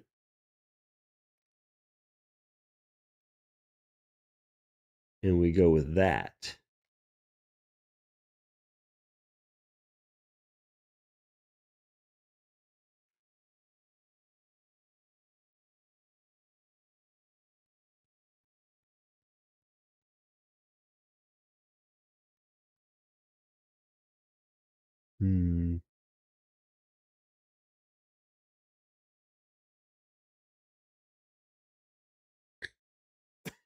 Because then we were already going to have that many type of records in this table, in the spawn weights table. Because it was either going to be mob type 1, 2, 3, 4 for the 4 tiers of a single mob, or it's going to be mob type 1, 1, 1, 1, tier 1, 2, 3, 4 for the same mob. Either way, we're going to have 4 records in there, right? It still lets me query this to say, okay, I am spawning a grass terrain type subland block in tier 4. Give me all mob types that are available for a grass terrain type that are tier 4 or less and return those. And yes, there will be duplicate mob types, but it will also then just let me pick the tier right out the gate. It will also speed. I'm talking myself into this because it'll also speed up me having to figure out which mobs are even available. Because before, without this change, I'd have to do 2 things. I'd have to do one, give me all the mob types that are possible for this terrain type. Okay, now do a second database query that says, okay, out of those mob types, which ones are in the tier that I'm allowed to have? I mean, I could do it all in one query and a join, right? It's not the end of the world, but now I just have a very limited thing. I don't have to know anything about I don't have to pull the mob types themselves into memory to do this. I already have all the information I need to determine which ones I'm going to spawn based off of that one table. And then once I figure out one to spawn, then I go get the details for the mobs I've determined I'm going to spawn. Because everything else on that thing doesn't matter with whether it's going to spawn or not. And then on the mob type, we just define a tier JSON block that is the list of tiers.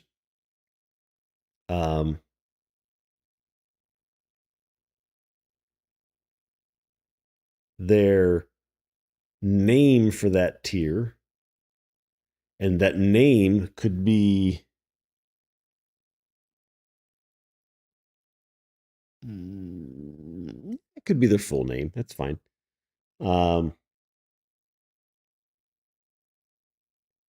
And then Really, all it has to be on the tiers, I think. And then just in the stat block thing, for each tier, there's a different stat block. And equipment, for each tier, there's a different equipment list. Everything else is the same regardless of their tier, I think. Maybe their spawn timer is different. Nah, probably not.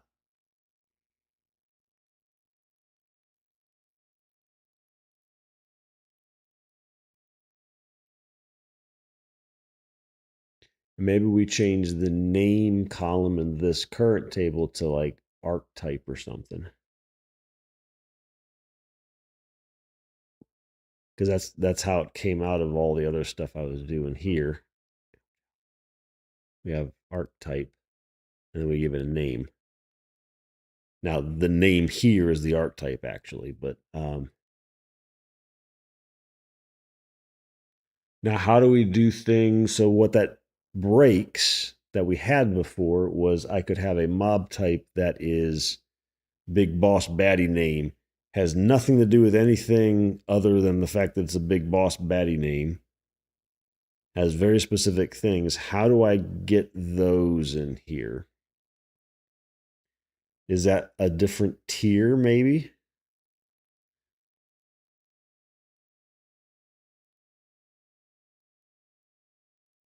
Do I have bosses for every mob type potentially then? And if I want to spawn one, there's going to have to be something in the code that says this subland block will now have a. Well, we don't determine that at the time of spawning the land block or creating it. That's part of the job of the worker thing, the worker process that's managing events. It's going to check and determine when a big boss mob spawns. And that will figure out where it's going to go, however, we're going to do that. And then it'll come into here, figure out the mob type that works in that terrain type. And then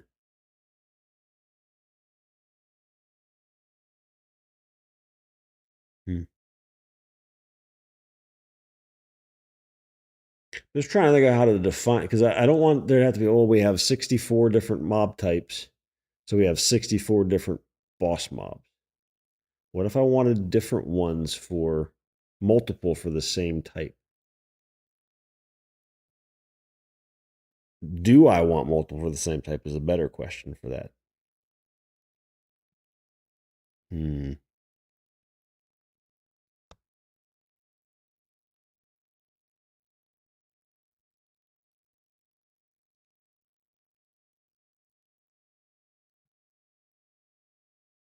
Hmm.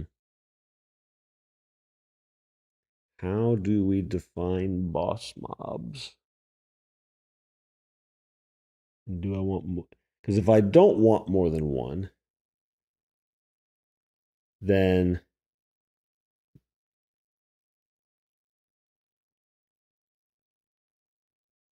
I just look for the mob type with the same tier requirements and terrain type requirements in that table, and just whatever mob type wins, I go look up on that mob type the tier and stat block and equipment for boss, right? And that's what it is. And the name.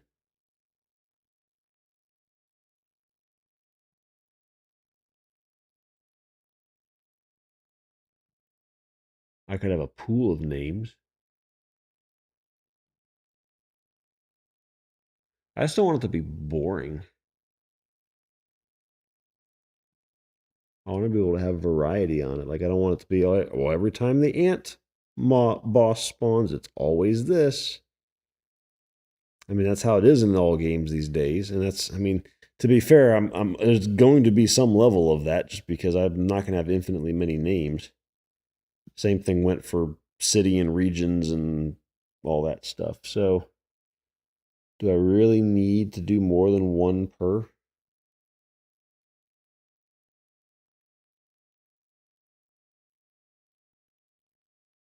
Now, I could have on the tier thing more than one name and it randomly picks one when it spawns. And then that solves it's the same name every time.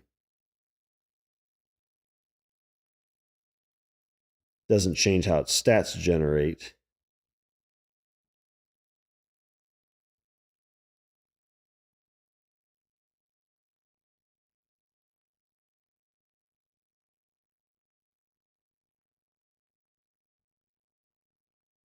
I don't think that really matters though. It doesn't change its look or anything like that.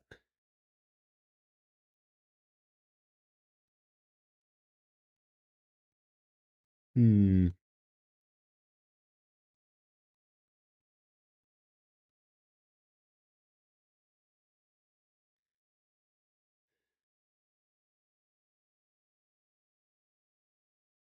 So maybe we have.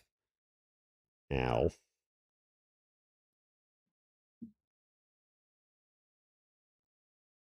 Stop. What are you growling at, boy? There's nothing to growl at. I'm gonna scratch your chin and your neck to make you make weird noises while you growl. Because it's not nice to growl at stuff outside, boy. It's just a car, and they're allowed to be there. I promise.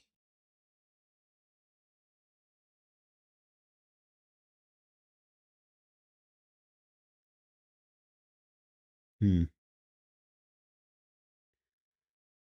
Okay, well, we're completely redefining this stuff again. All right, so let's go back to this. So,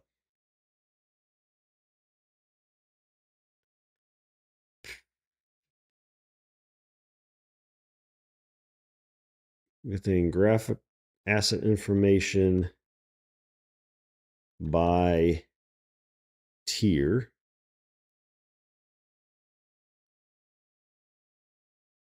add. All right, so change name to art. Is it arch or archetype?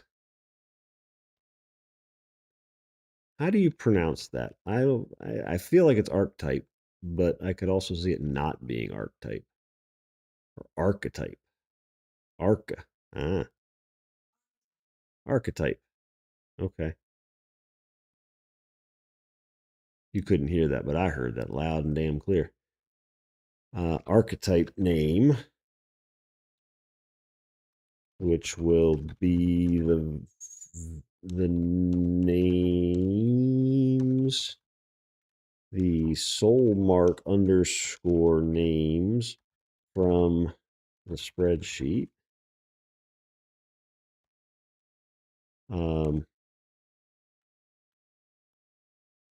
Come on, Cletus. There we go.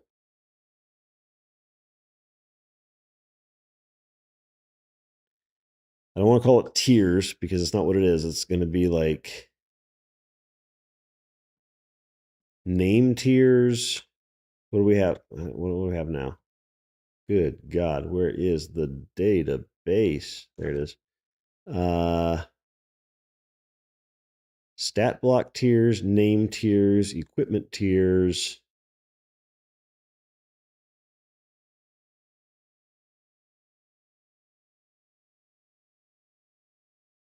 Is there anything else?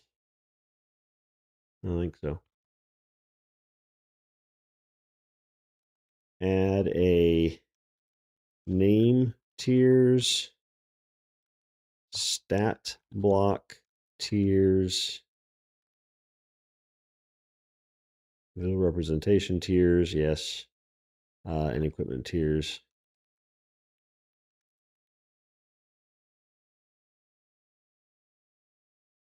Do I have loot tables? Wait.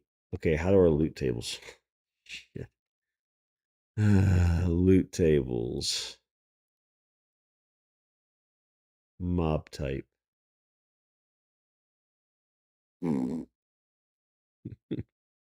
This.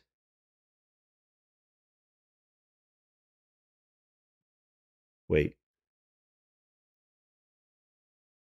Okay. We'll need to add a tier ID to this too. Okay.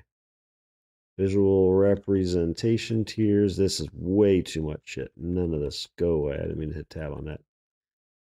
And equipment tiers. And remove the current stat block.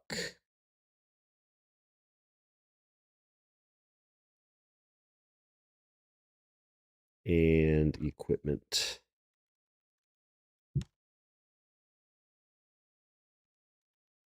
Columns.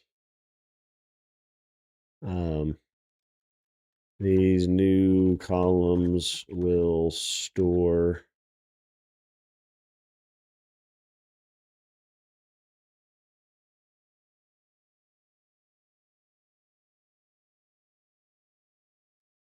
that's fine.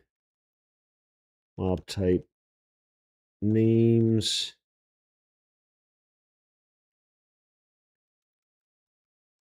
The names format should allow multiple names per tier that we randomly pick when spawning a mob. Mainly used for boss mobs to have different names. The tiers will generally be 1 through 4, and then there will be a fifth tier called boss, used when events spawn bosses. Okay.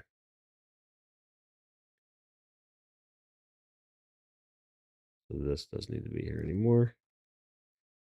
This doesn't need I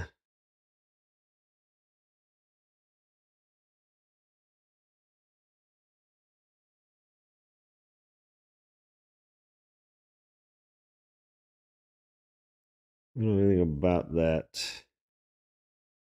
We'll add this here. The visual representation column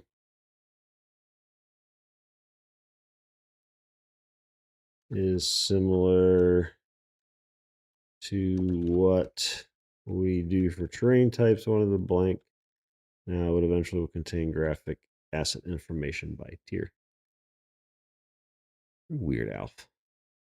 You're such a weird dog. You know that? You know you're weird. You know you're weird. Yeah. Now I don't really need to put tiers in there. I could just leave stat block alone and equipment alone. Just they're already JSON B columns. Just take the word tiers off.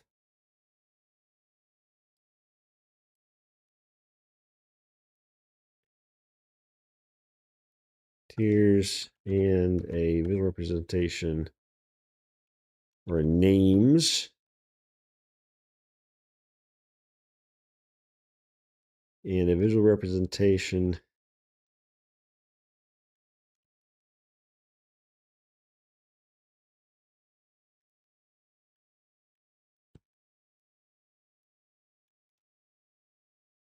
we already have all of that.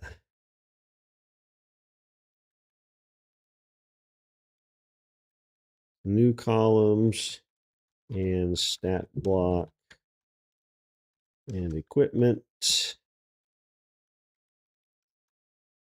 We'll store the different tiers of the mob type names and associated stats, visual representation, and equipment. The tiers will be used to determine this. I don't need this garbage in here.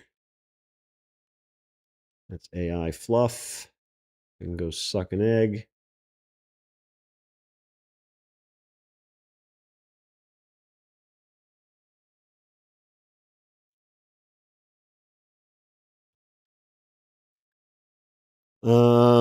For the stat block JSON, we want these stats to be dummied up with 0.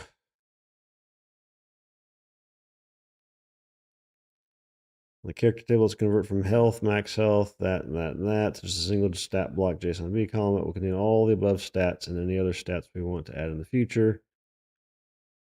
Yeah.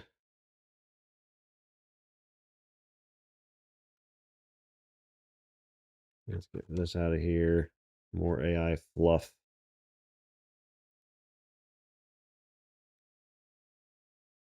Okay, so then we have to add to the loot table just a tier number, right?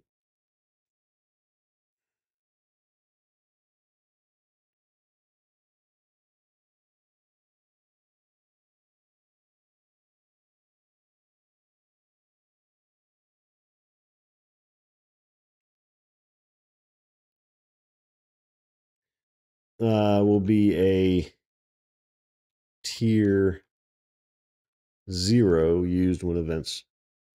Let's do that. 0's boss, and then 1 through 4 are the other tiers.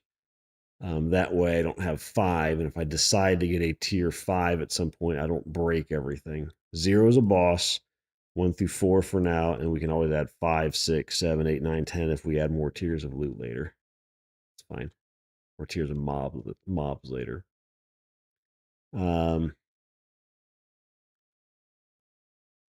Add to the loot tables.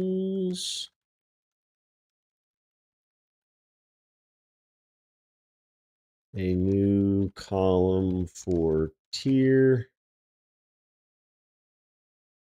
So loot tables by tier when generating loot for mobs.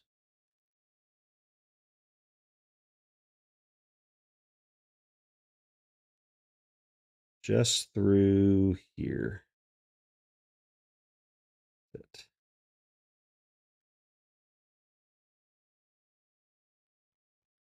Okay, so that covers our loot tables. That covers our stat blocks for characters. That covers our stat blocks for mob types. That covers our names for the different tiers. That covers our equipment and stat blocks and visual representation for the different tiers. That covers an archetype name from our bestiary spreadsheet.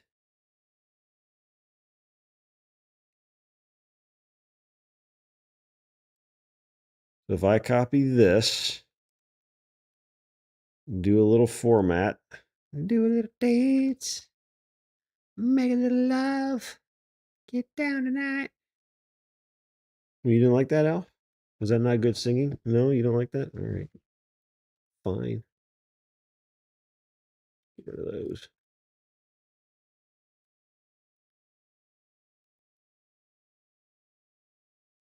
So that's our prompt. And then I need to also put this somewhere it can see it. Oh, I got to add what this is so it knows what it's looking at.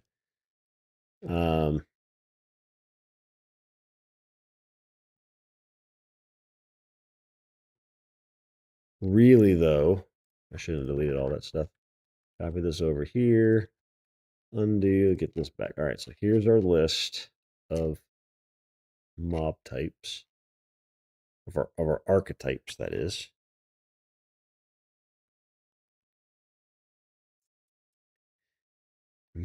So we got to save. Where do we want to save this? We can save this in docs.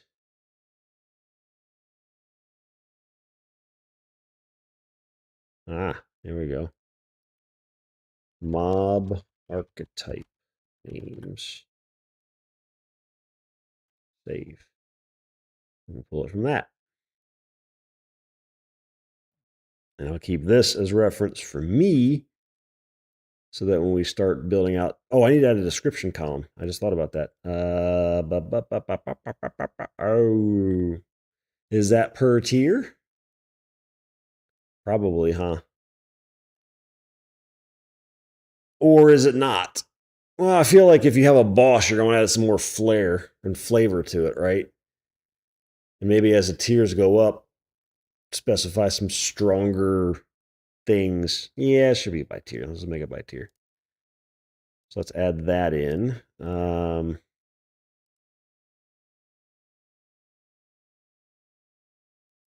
Names, descriptions.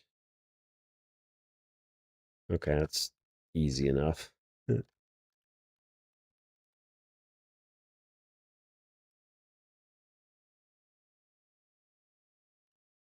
Oh, I needed that comma. There we go. All right, so that's our prompt, and then we need to tell it. No, will be the list located in docs slash blah blah blah blah blah blah. This guy here, copy to clipboard, full file path.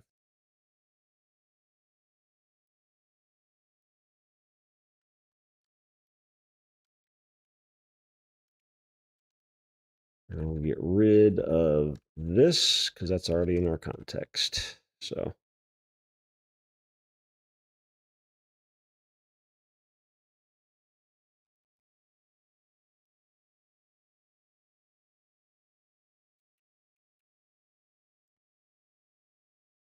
Oops, which will.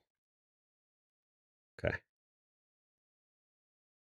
So that's our prompt. So this is just a database change so far. We have written 0 mob generation code. We have just made a different way of storing all of our data. Fine.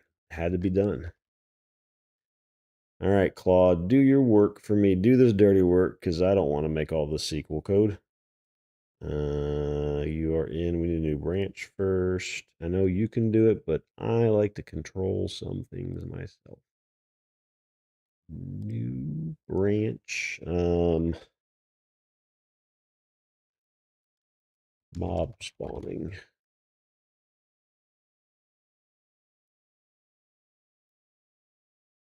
Okay.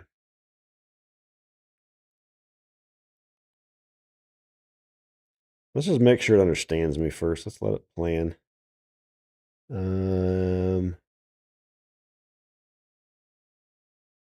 Okay, let's start that and see what it does. While it's doing that, so our solution for actually spawning mobs is when we generate subland blocks, we are going to fill in this JSON B column. Right now it's just dead empty. So if we just look at subland blocks, it's just dead empty right now, right? We also aren't filling anything about the environment properties for weather and things like that, but we'll get to that eventually.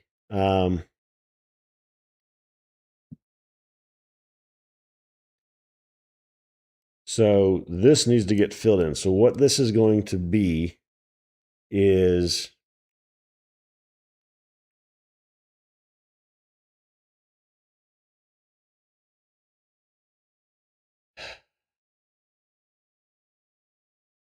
a list of mob types that are allowed to spawn there,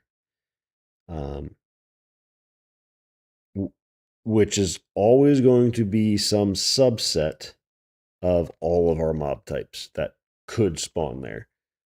Now, what is that number that we put in here? I don't know. We got to think through that. Also want to think through, do we make these definitions have any ranges for the stats? So there's uniqueness, or do they always spawn with the same stats? Like, let's say we will have 10 different things that we generate each time that'll spawn here. We might get, we're keeping it simple talk here, 5 bears and 5 fire elementals, right? Let's say that's what we got. Do those 5 fire elementals always have the same stats? And then we pick 5 of those 10 to actually spawn in the zone, or to have spawn in that zone at any given time? And then that's our variance? Or do we have those 10 things there, they all spawn all the time, and they have variance to make their stats change slightly? I feel like the latter is overly complicated for the amount of mobs that we're going to have to track in these definitions. I don't even think it's we have 10 and we only spawn 5 in a given time. I think it's we have a list. I didn't like that noise I just heard. Power just flickered here. We about to hear a big boom of thunder, Alf?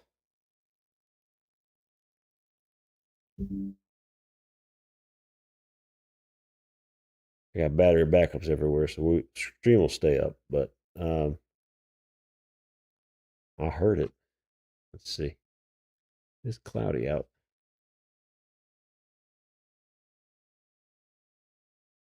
Let us look at the radar.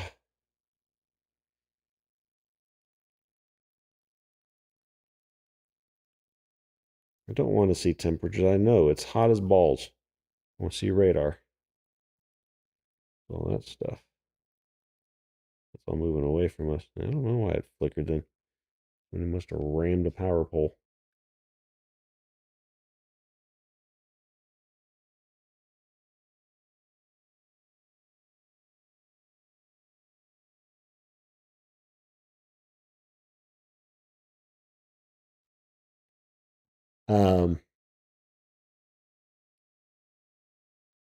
Also, don't want to blow up our database size for mob definitions. So,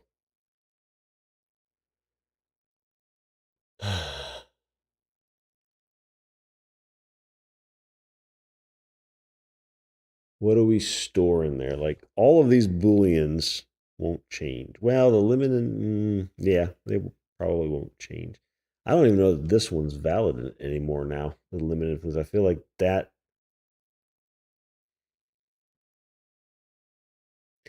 more real time generated. Like if we're in a limit influenced zone or subland block, then so are the mobs. I think we dropped that column.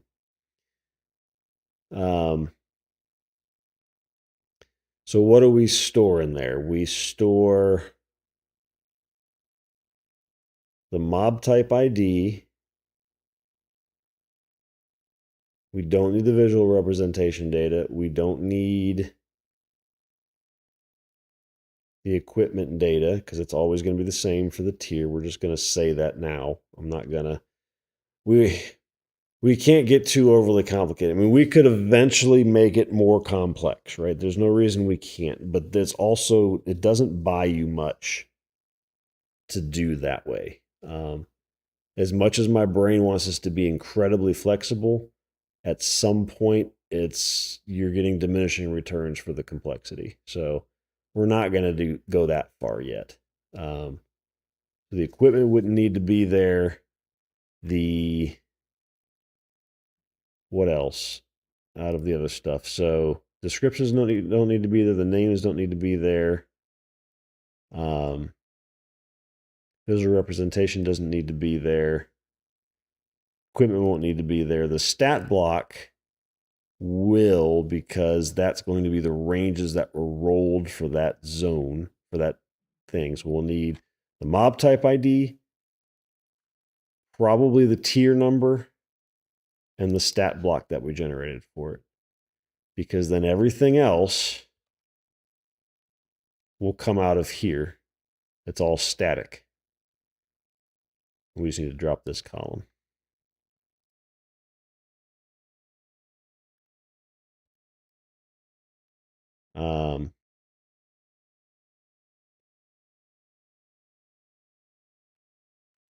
Also drop limit influence Boolean column as this will be determined if the subland block the mob is in is influenced by Limen. Okay, we just need to do that too. It's already done. Oh, it's asking me questions. Loot tables tier. Should it be a nullable int? Wait, what are you doing? Oh, loot tables tier. Okay. Loot tables not tied to a mob tier. Terrain, loose chest loot, Leave it null or required it with a default like existing statistic tier convention default to 1. Statistics and loot tables are different, but let's think about that. That's a good question. Do we have tiers for loot, for loose and chest loot? Probably.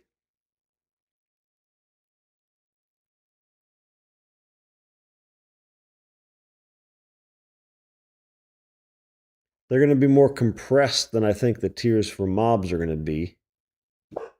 Alf, it's a truck. Come here. Come here. Here's your ball. I got your ball. What did you do to the squeaker?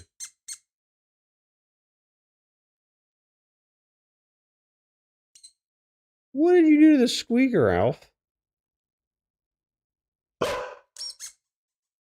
There we go. That's a better squeaker. You got something stuck. You got some hair stuck in there or something, don't you, boy? What have you done to this? What have you done to this, boy? Huh? What have you done? You have grass. Come here. You have grass on your face. Come here. Is this from when you rubbed your head in the ground this afternoon? You dummy. Got it. You're not going to eat that. You're a numbnut, Al. Would you like me to throw your ball?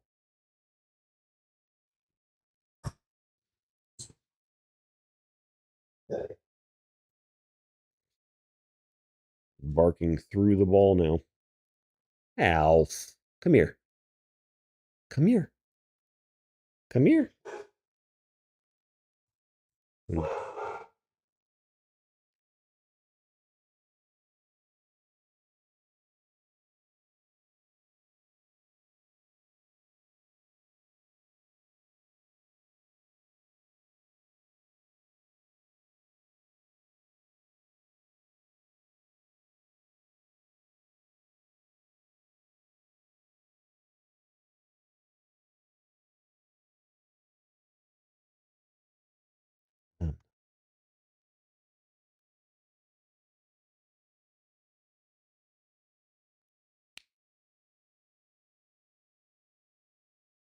Stop.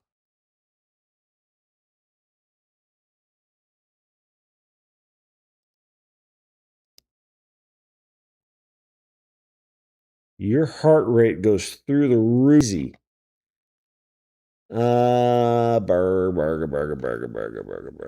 What else do we have in loot tables?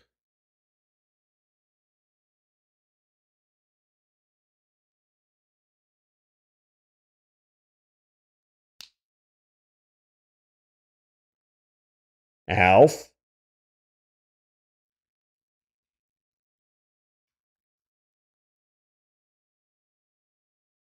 Saddle. I think it needs to be tiered. And always have a tier determine. And we'll have to define what tier 1 through 4 means in chest and loose loot. But there might only be one tier ever, right? So we could just it. But I think it needs to be defined so we can do that. No, always required at 1. I think we do that. Descriptions column, same shape as names, array of multiple strings per tier randomly picked, or single description string per tier. Single string. I think the names were just there so I can have variety, but this is single string.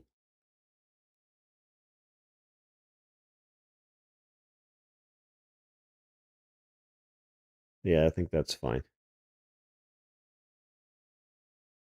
Because otherwise this has to be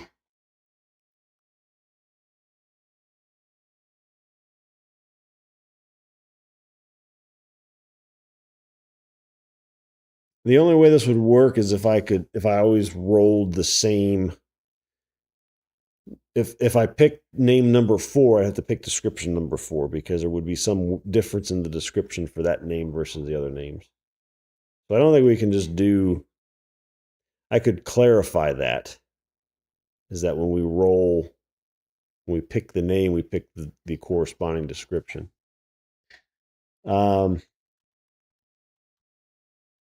is an array per tier, like names, but when we pick a name, it has to pick the same number for the description so they line up. For example, Firebob has a description that includes fire mentions, whereas Frostbob has a description with frost mentions. What was the other thing I needed to do?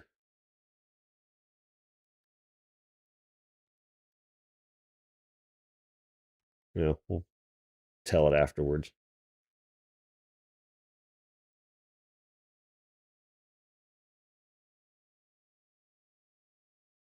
Fire and Frostbob. Okay, so yeah, so when we do the mobs, all that needs to be stored in the subland block is tier, mob type ID, and I guess we're picking the name potentially. We're not really going to do that we're building it in there for all tiers, but we're really not going to do that but for bosses. Although I could add some flavor in there with multiple names on the different tiers. So we should probably store the name and description. The description just adds so much. Blech. Well, we could just pick the name, and then when we spawn the mob, go look up the description. Or we just pick the name. No, I was about to say we could just pick we picked name 2, so store 2 as the name, and then go look up what 2 is. But if we change that, maybe we make a rule we don't change that. We can add, but we can't remove. Anything that already exists is going to get a different name out of the blue. So it's whatever. I think we just store the name ID that was picked. So the mob type ID, the name array, the name index, and the stat block. And that's all we have to store on the subland block. And that's just what spawns there. You're a dog, Alf. You know that? And you fart like a dog. And you bark like a dog.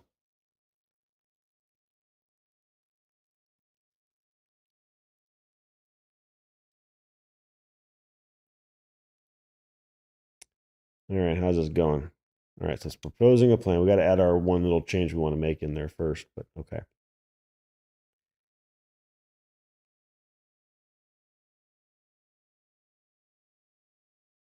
Yeah, I add a lot to this do stuff.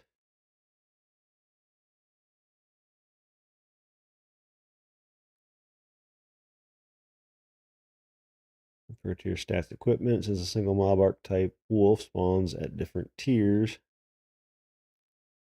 Power levels and for bosses different unique names. At the same time, loot tables is a tier column, so loot generation can filter tables by the tier of the mob that drop them.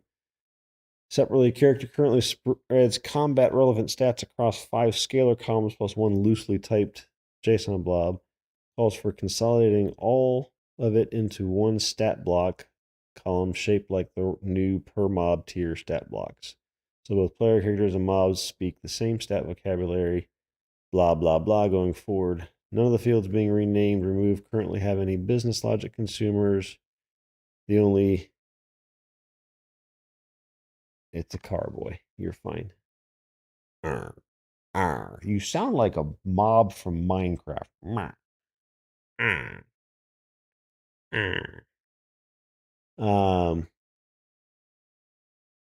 So both player can, where was I? Have any business logic consumers? The only non-schema consumer found is the export definitions lookup, which reads mob type name for the export's name lookup dictionary. De-risk the change. It's a schema plus one call, site rename, not a refactor across live game logic. Yeah. I knew that. That's why we're in phase 3 where we have no game logic yet. Duh. All right. The mob types table, we are going to rename name to archetype name, add names, descriptions, visual representations, JSON-B column, restructure this in stat block equipment, JSON-B columns to be tier keyed, use archetype name rows from that text. Yep. Loot tables. Add tier column default to 1. Value generated never matches. Yeah. Characters table. Drop health, max health. Yep. Up. And up. And add the single stat block JSON-B column. Update the lookup to use archetype name. New ADR. Blah, blah. Update to do check off. All right. So the JSON-B design. All for mob type columns are keyed by tier as a string keyed JSON object. 0 event bosses, 1 through 4 normal tiers. Object keys, not array indices, so tiers can be added, reordered without renumbering. Yep. Array of strings per tier. And names. Yep. Descriptions, array of strings per tier, index aligned with names. When a spawn picks names tier I, it must use descriptions tier I, not an independent random pick, so flavor text matches the rolled name. Hey, he said Firebob. Oh, God, Alf, your nose. You just put your face right next to my hand. I'm sorry. I just punched you in the nose. You were smelling my hand and I didn't know it. I'm sorry, bud. Now you want to lick my hand, don't you? Yeah. All right, lick it. Lick my hand. You happy now? You better? I'm sorry I punched you in the nose. It wasn't a hard punch, but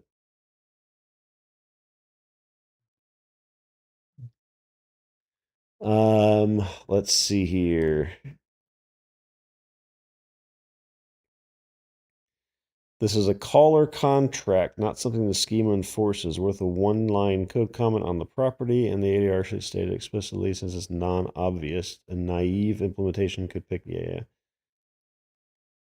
Visual representation, same shape as a train type.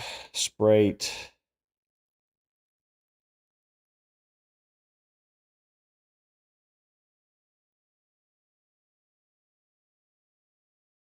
Why are you so weird, Alf? Yeah, we're not using the same thing, but yeah, okay. Stat block, restructure from current flat. That. Alrighty, lurk away. I shall put you to sleep.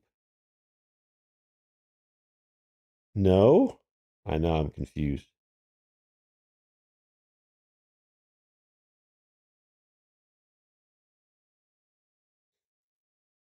Are you trying to be sneaky or something? What?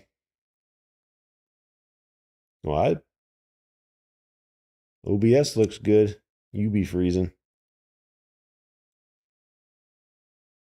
Twitch has been twitching recently, so I don't think I've dropped anything. Nope, 0 drop frames. Yep. That or Twitch's end. Who knows? I send data, it does what it feels like with data. I do stream in 1440p now as well as an option. So if it's maxing out resolution and you're on your phone or something, you could drop it to 1080. It might be better. I've heard 1440 has buffering issues sometimes for some people. So,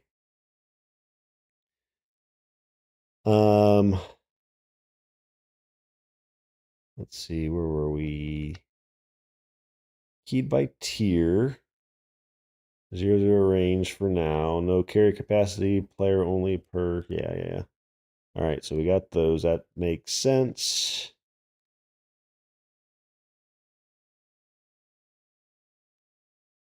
Hi, Alf. You're going to just show your wiener to me, huh? All right. Equipment. All right. Sleep well.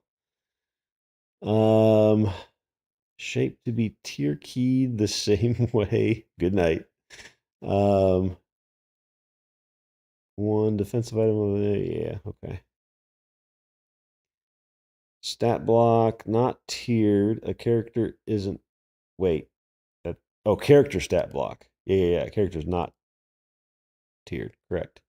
One object with 4 values per stat, covering the full player stat list from to do. Yeah, so base, equipment adjustment, buff adjustment, current, health, and Limen, and stamina should default to 0 as well, but I can't. Did they fix this to let me comment here? No.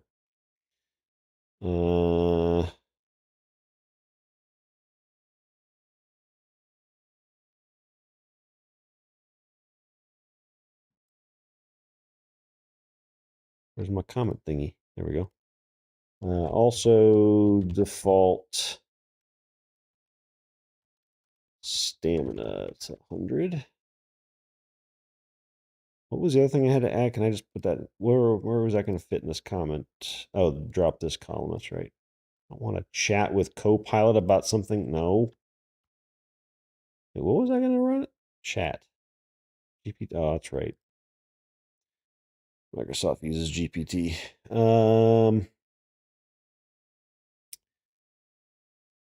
Back to Claude. Files a change. Yeah, you can do all this crap. I'll read this stuff later.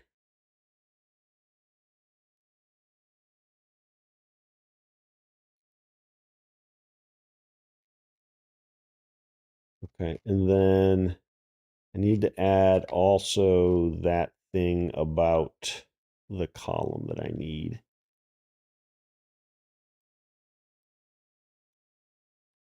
Also drop the Boolean column, as this will be determined if the subland block the mob is in is influenced by Limen at the time of spawn. There.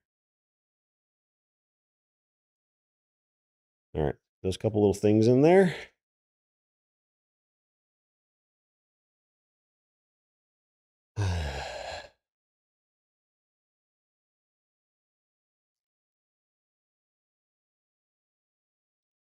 So then I think we already have a hook in subland block to generate mobs, maybe? Or at least we have a spot to put it. Let's look. This is not the project. So in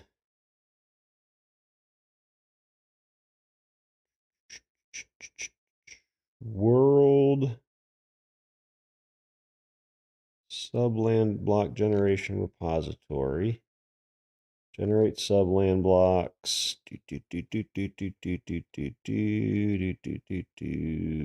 Generate.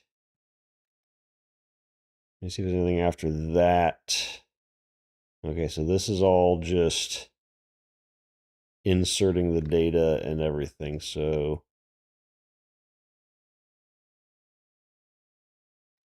it would have to happen in here.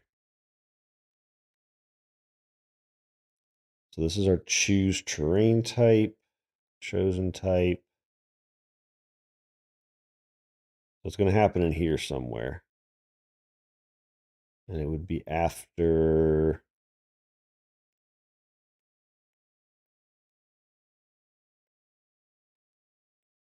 Probably after we do weather, even though we're not building. I'm sorry, Alpha. Am I bothering you with my noises? Am I bothering you with my noises? Yeah.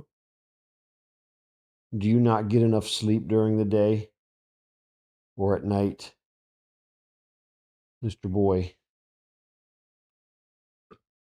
You're pitiful, dog. I think it'd be after all of this. So I think because it could. We haven't really determined how we. Well, nothing on our mob type really cares about weather. The weather is always going to be somewhat reasonable compared to the terrain type. So it doesn't really matter that the weather exists yet. The distance to settlement matters because we're going to use that to determine tier. So it's going to end up in here, right? Right here is where we're going to have generate mobs, and that'll all get sent back. Right now, I think these generations were taking less than a second to do. This will most likely increase that. So if I look at where is it? Where is that tape scheduler? Schemas, public, tables.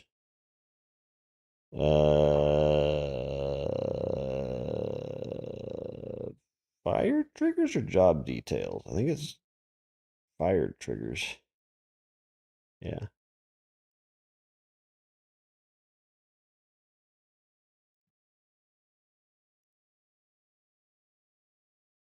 Why is that 176 kilobytes? For what?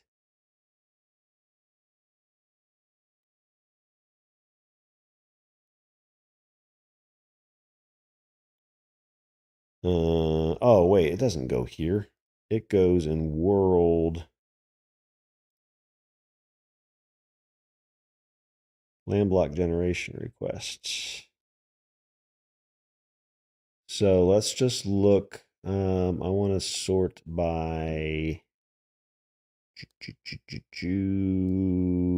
created at descending.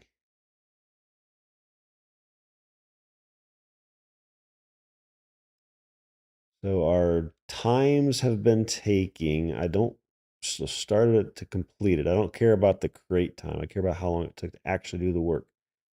That took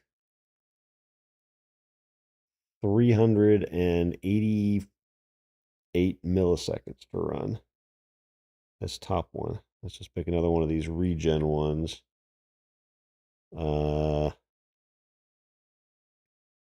That's like 475 there. 465.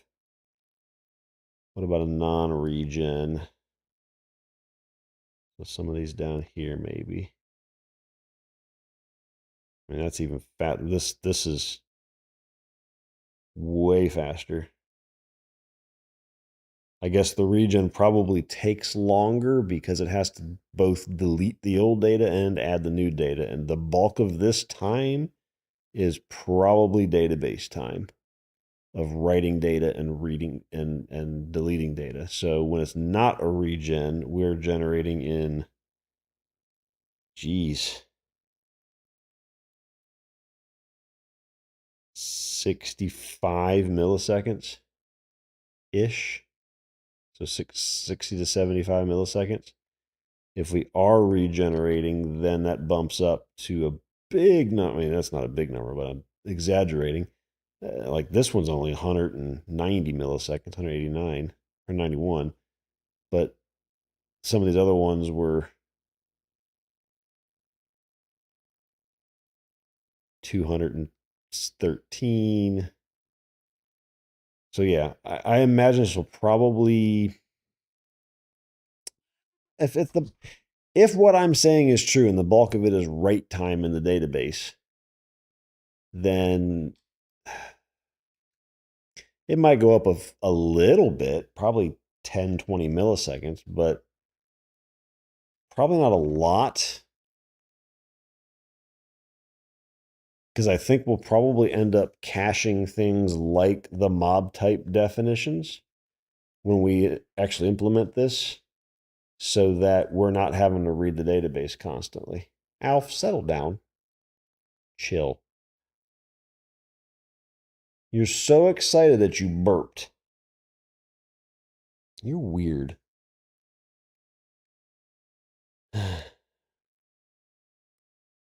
I guess it's better than being excited that you fart. Because it's just going to add into here. And this is going to get returned back to the caller. And, well, these are the cells for the sub. I mean, this is all of them, actually, now that I think about it. This is, yeah, this is inside this for each loop. So it's going to return all of them at once here and then bulk write them.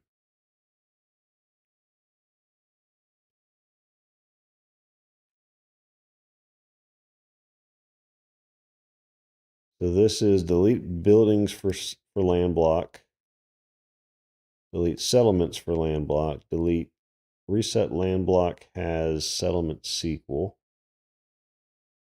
delete existing sub land blocks, and then it writes all that stuff back out as needed. So it writes all the bulk inserts the sub land blocks, inserts the settlement if it's present, which then writes both of these. And this is only here because of the foreign key that we have, and those don't exist yet. We haven't done any settlement buildings yet. That's soon. Okay. Okay, so how'd this thing do? All right, so we are, guess we're doing that. And then that should say down here, yeah, 100 on stamina on all three of these, yeah. Okay. Cool. Okay, well, let's get this rolling. Accept and auto mode. Do it. And I'll review its changes. Okay, so again, while that's working,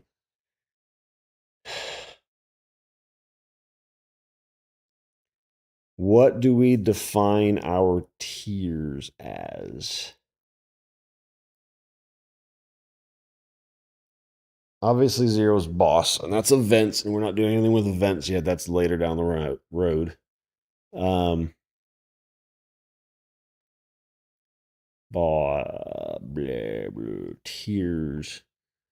So we keep track of how far a subland block is from a settlement up to 25. We don't have to use all of that for these tiers. We also need to, well, we got to define all of the mobs are going to take a while to define them. That's probably something boring I'll do off stream just to pick some numbers and put them in there. And come up with adjectives for all of the different tiers.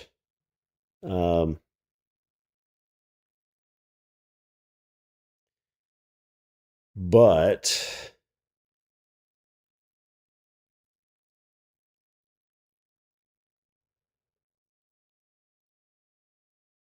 what do we determine? What do we want to make our tiers for mobs? Or do we? Or do we just have, there's always a chance of, that's kind of where I was thinking about with loot too. Like your loot tables will have tiers. It's just the higher tiers have a lower percentage chance of happening closer to settlements compared to further. It's never 0, it's just lower. And they kind of shift over time. Like the further away you get, the more likely chance you're going to have a higher tier than a lower tier. But you still could have a lower tier sub land block. It's not 0. And I think it probably doesn't shift symmetrically. So it's not like, so the thought is, so these are our, well, this is stupid to do. Why don't you use a program that's designed to do this with cells and things and whatnot. All right, so these are our tiers.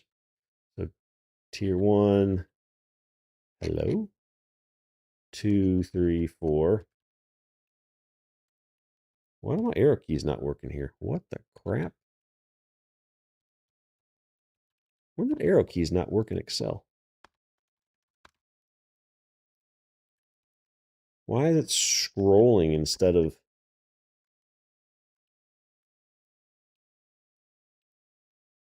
What? Have they jacked up Excel to the point I can't use arrow keys anymore? That's numlock there. Numlock off. Nope.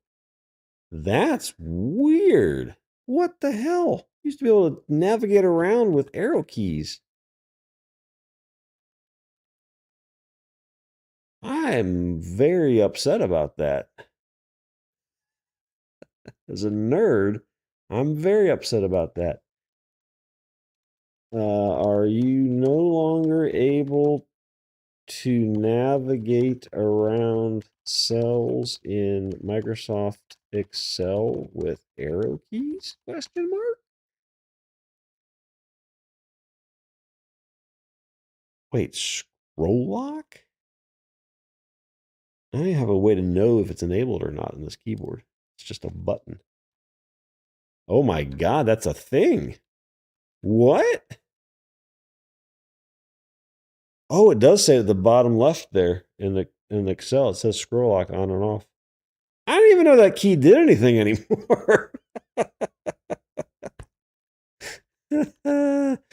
Okay, well, we learned something new today. I'm gonna have to bring that up at work tomorrow and see how many people know. Make myself feel not as dumb. Because I'm sure that's probably, I'm hoping that's not a commonly known thing. Did you know that scroll lock does stuff now? Okay. So let's say, let me take this out. So this is tiers, and then the top is going to be distance from settlement. So let's put some distances that don't matter, not what we're going to pick, but so up to 5, up to 10, up to 15, up to, or everything else. We'll say up to 20, 25 plus. Right, justify. Or make it 15. That's fine. Whatever. Say 25. I'll change it to 15. So when you're up to 5 away, the idea would be, let's say you have again, random numbers, 5-50. Let's format these as percentages. Thank you. 50%, 30%, 15%, 5%. I think that's right. Yeah, that's 100%. Yep. That might be our thing. Like when you're between 0 and 5 away, you have a 5% chance of getting a tier 4. But when you're 20, the furthest away, it's not that this drops, it doesn't go the opposite here. I think it goes, maybe it's 15 here, 25. So that's now, what do we have? 40. We have 60 left. 35, 25. Like you have a better chance of getting these, but not just a completely symmetric swap of the percentages. And the idea there is that just because you're farther away from town doesn't mean you're guaranteed to get a tier 4. I want every single block in this game to be meaningful. Like there's a chance you can get something good. You could happen to run across something, or when we generate the land block, that it's generally a good thing. And you don't know what it is. And that's the other part too, is I don't want it to be this, somebody can take the map and go, well, because there's a settlement here, that means in this circle, this radius around it, I don't care. I'm going to run all the way out past that because there's zero chance of there being anything good inside of here. I'm going to go over here. I don't want that to be the case. I want it to be, well, you could be right next to it, and you happen to hit that 5% chance of a tier 4 mob spawning there with a great piece of loot on it. Why not? Right? That feels, I want that to be everywhere.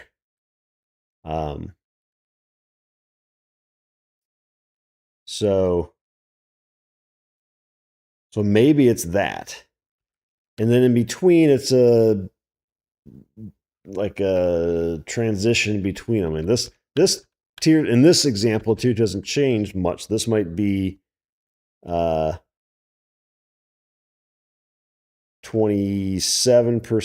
and then, or no, 28%, 26.5%, or 27, whatever. We'll say 26.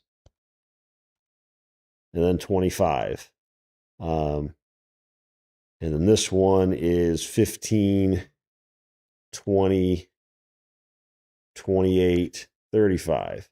And then this one could be 10,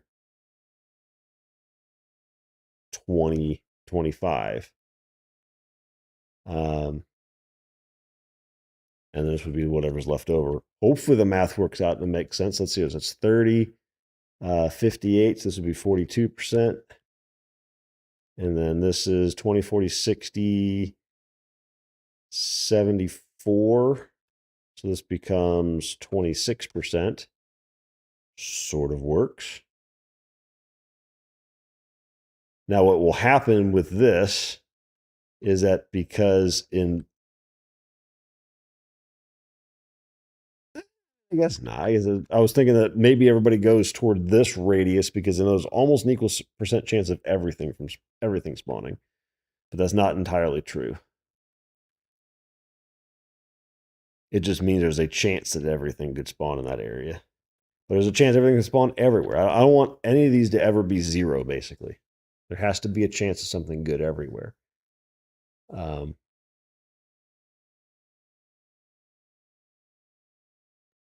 I want people to feel like they don't have to travel for eons to find something. They can just go a little bit, and there's a good chance they find something. And people will eventually map what they find in places and try to figure out what these radiuses are and what determines what's where. But the idea is it's hard.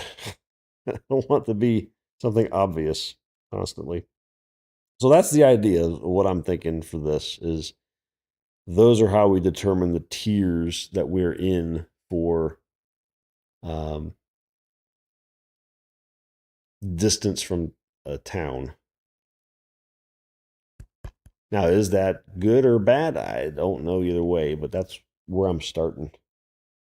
Now I'm starting to wonder if I put this matrix into the database as a config as well, just to be able to tweak it easier rather than having to recompile the worker.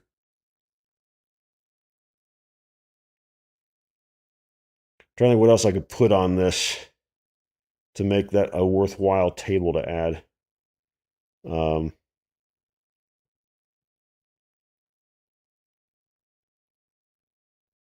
I mean, it could be then tiers, or actually no. So we can do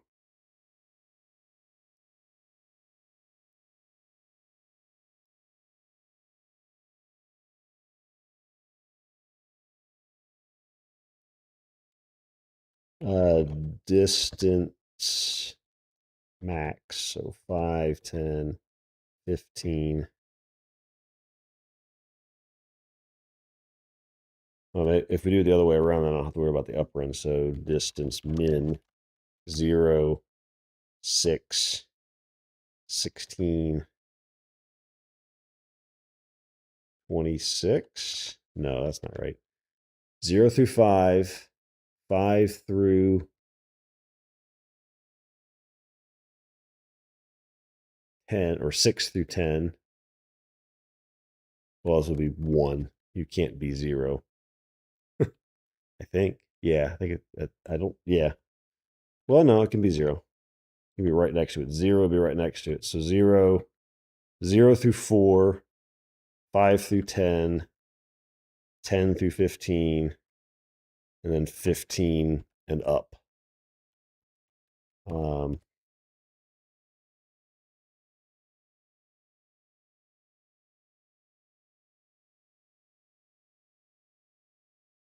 Trying to think how. I mean, it's.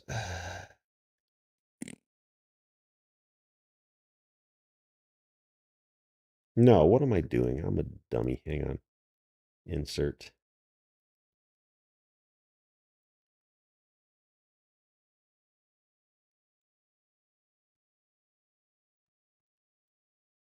Well, my brain just does not function. Delete. Tier.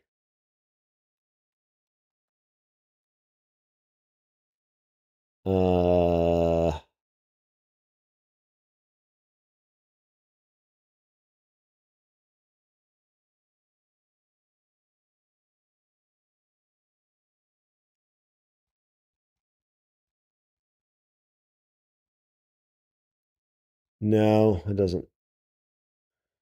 It doesn't work either.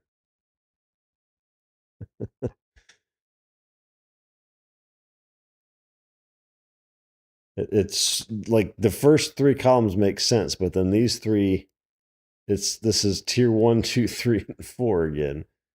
Because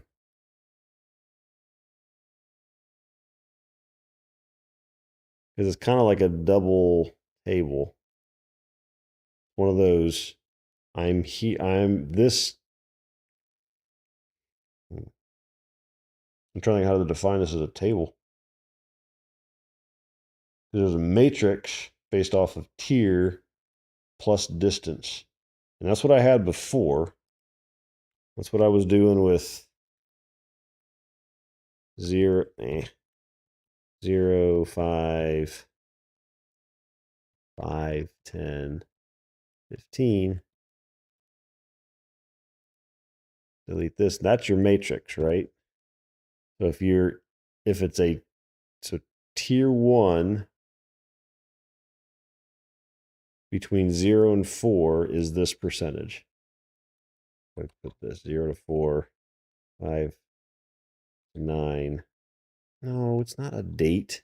You stupid thing.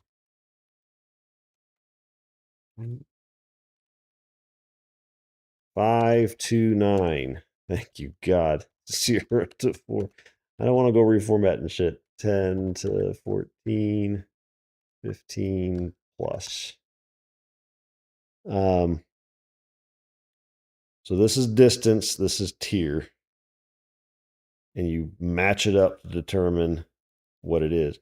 What I want to be able to do is say, if I'm tier 1, there's also a definition for what those distances are, those numbers, like the min value and the percentage associated to it. I'm trying to think I can store that in the database without it being two separate tables. One that defines range 1, 2, 3, and 4, and the one that finds the tiers and the percentages for each of those ranges. Is there a way to do that?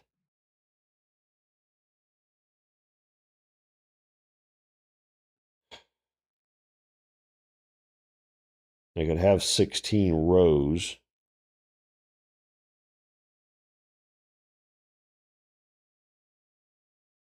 I mean, that could work, really. Is 16 rows that define your tier, your min range, and the value. So you have 4 tier 1s, 4 tier 2s, 4 tier 3s, 4 tier 4s with 4 different ranges. And then you could actually set your ranges to be different for the different tiers. Like these percentages wouldn't have to be static for each. You could technically gradient them differently if I so choose. Now that means they also don't have to sum to 100%. Because that's how we do the weights on terrain types too, if you think about it. So if you look at terrain types, where am I at? Definitions, terrain types. Like we just have spawn percentage. And this does not equal 100 or 1, right? This is just, there is a 75% chance you roll this, right? And maybe that's how these work too. Like it isn't 100% chance. Like this doesn't have to equal 100% chance. It just has to be, there's a 50% chance that you roll a 1. There's a 30% chance you roll 2. And it could be that there's 50, 50, 55, right? So all three of these have the same chance of rolling except for the last one. Or they have different ranges, like min ranges. Like I have different tiers even. So if we did that, that means what we're going to do, get these out of the way, is so tier Min range.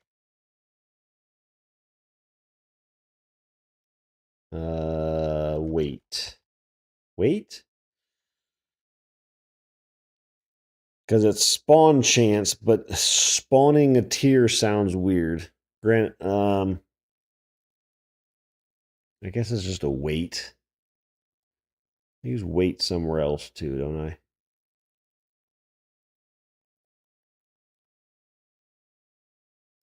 I use that on loot tables.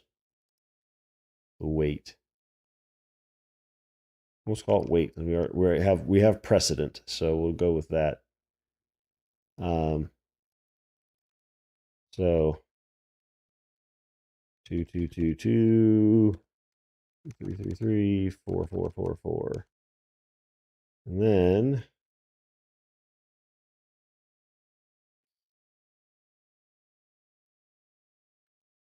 I think if I paste,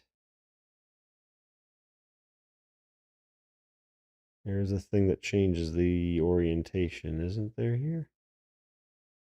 No. I swear there's a thing that lets you change the clipboard error. God, I hate Excel. Excel and its clipboard is the what? Now I can't even select a cell. What the hell is going on here? What? Oh my God, Excel. You're a piece of garbage.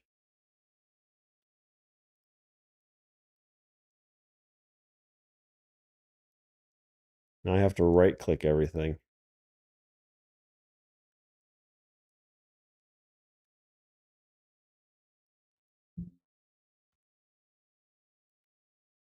There we go. There's a way to flip it. I swear. Is there not? There's a way to tell it to change it. I'm working way too hard for something I could just type in there, but I am not going to be crazy here. I know there's a way to do it.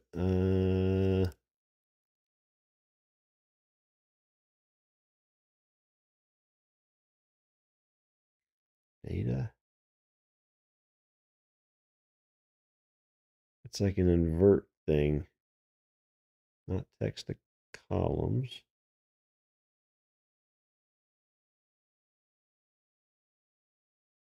I swear it used to be on the right click paste.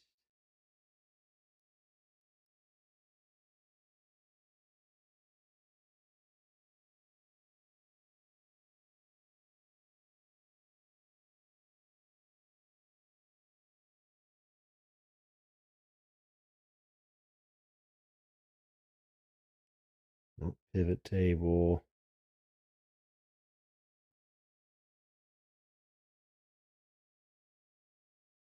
Am I crazy?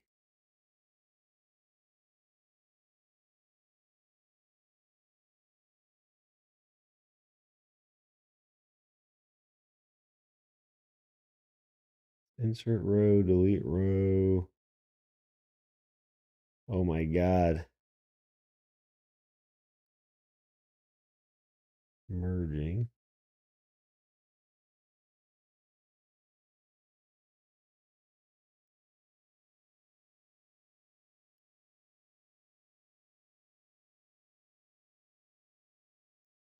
That's not pivot table.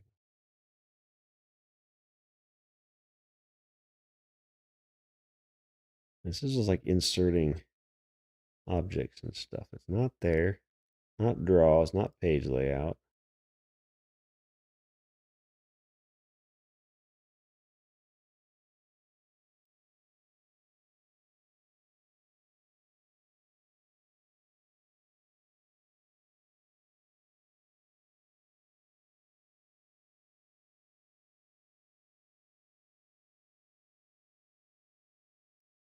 No.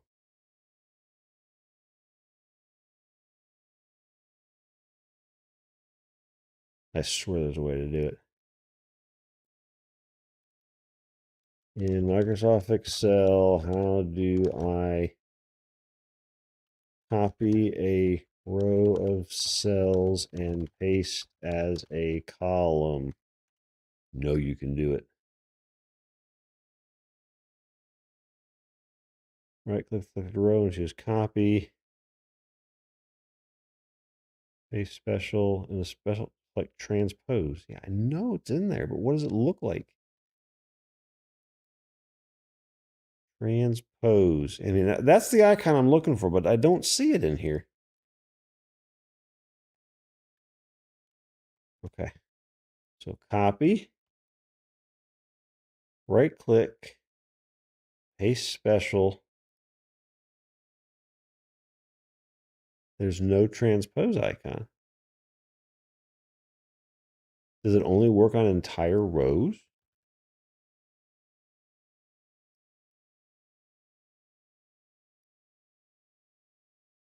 No, not there either.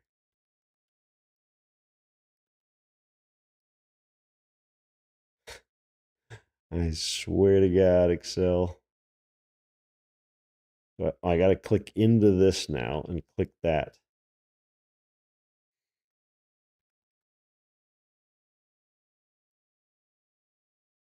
Can I like pin that somehow?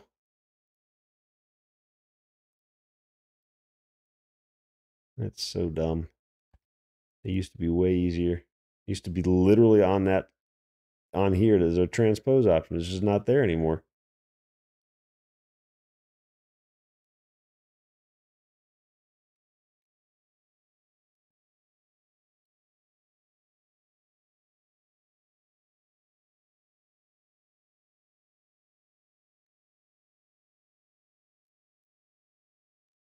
Just tell me how I can change what's in my paste special.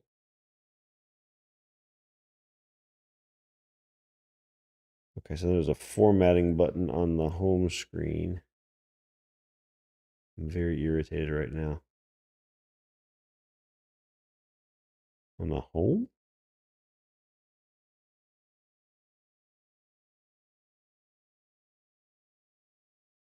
Select home, select the clipboard icon, paste. This? Yeah, it's not here either.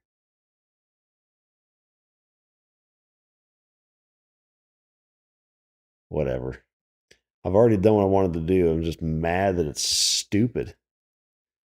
Just mad that it's that dumb. Transpose. There's already data there. Delete. Cut.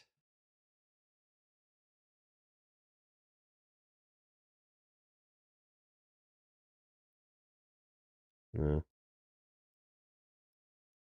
You have to do it over here. Cut that, paste, delete those. All right. And then min range 0, 5, 10, 15. Paste, paste, paste. Okay. We can do that in table. And then these are all configurable rather than having to recompile and redeploy this stuff. And if we want to add other thingamajiggies to this, other settings, we can.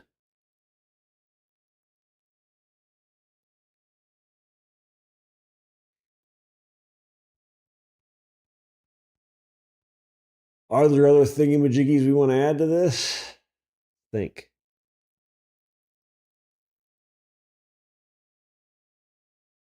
Could be number of mobs. Like we have to, so we have to roll one of these each time to figure out what tier it is in.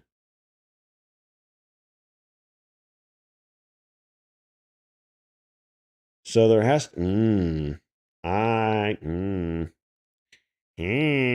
we probably need an extra setting in the sub land block table. Unless it's already there and I forgot about it. That's entirely possible. Do we put the tier in here anywhere right now? Put the distance and the definition for mob types, but we don't put tier because tier should also drive your loot tables for loose loot and chests and things. So I think we need. I mean, we could put it in mob type definition and say this is the tier we picked for mob types, and then just reuse that when we dynamically generate loose loot and chest loot, if applicable. And we could just do that. And that just ties loot to mob type definition. Okay, so that I think maybe we just do that. We just put tier that we picked, and then our list of mobs that we generated, and we can reuse that tier when we're generating loot, because we're gonna have to load this thing in the memory anyway, so that's fine. I think that works. Okay, so then what did I think about adding here? Crap. Oh, the number of mobs. So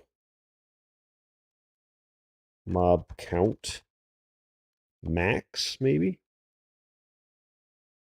So this could determine how many mobs we generate each time.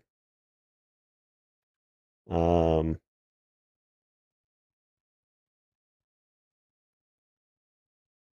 could also put loose loot max.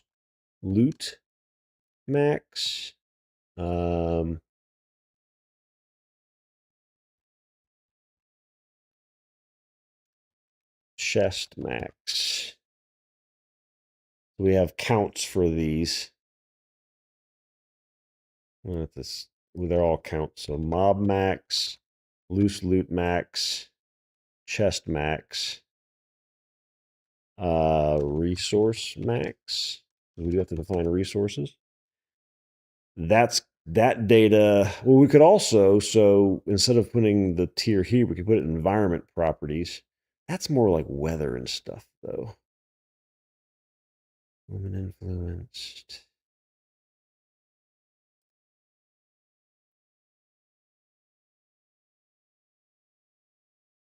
Hmm.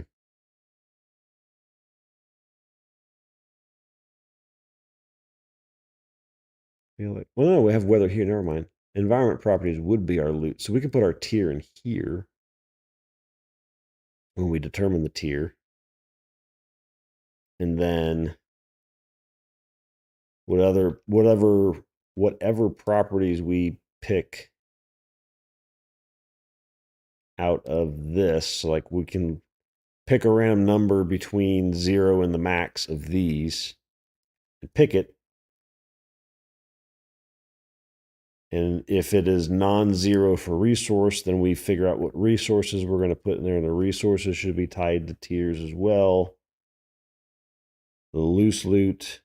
The chest max is just a chest, and then if somebody happens to open it, then we determine the loot in there based off of the tier that we're in as well, and the terrain type.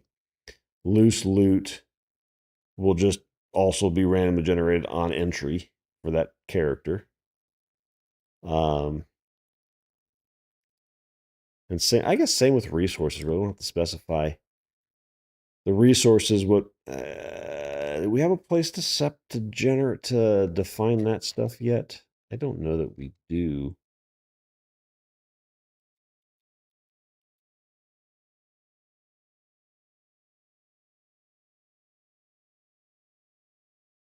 We don't really have that.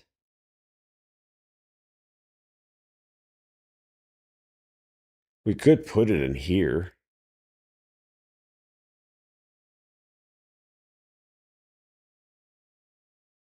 Like resource max and then resource weights. We don't have to define the resources in here, really, I guess. That's sort of going to be hard coded based off of skills and whatnot anyway. We don't really need to define them.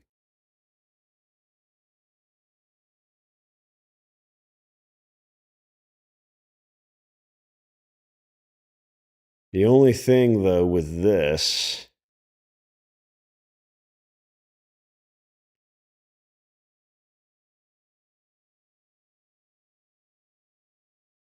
is if we add resources later. I mean, this table's fine to if we add resources later. Is existing stuff, if we store that, hey, we picked these resources, and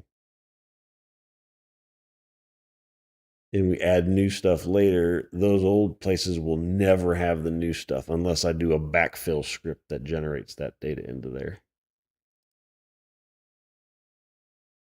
I really don't like backfill scripts. I'll just leave it at that. Sometimes they're necessary, but I feel like they're overused too.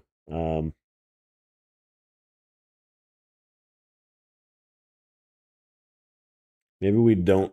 We have this data, right, and then it is just based off of the character enters it and is dynamic at that point.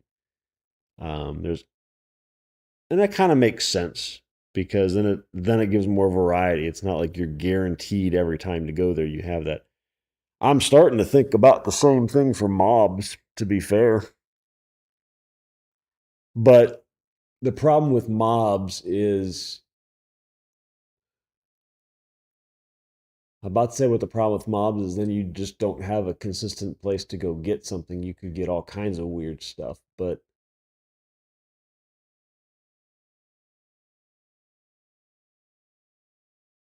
you then have that same problem with resources.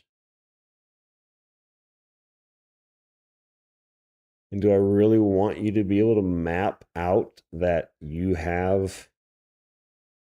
can go to this spot and you will get this mob because I got it to spawn there and it generated there and now it's always there? Or do I want it to be moving around randomly and I base all of this stuff off of weights for mobs? Um,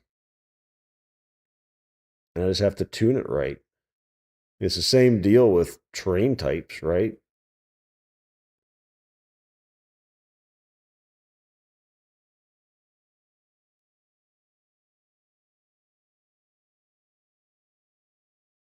I could do a similar thing like I do with like the water and ice and desert and mountains types where they randomly buff now. Um, we're going to have a job that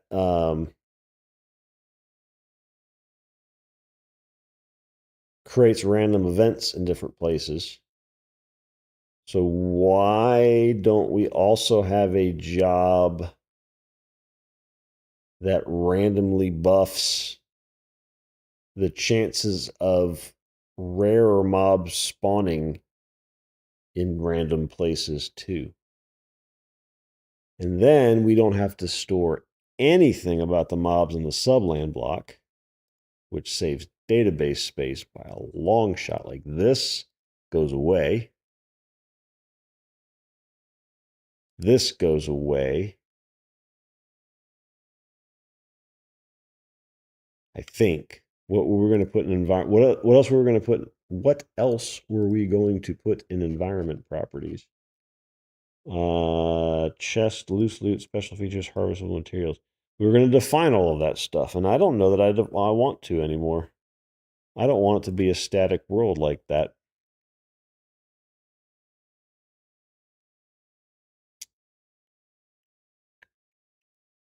But we could do the whole buff thing now that we've got a framework for how we do that. It's going to be different for this, but I think it's just going to be like randomly picked.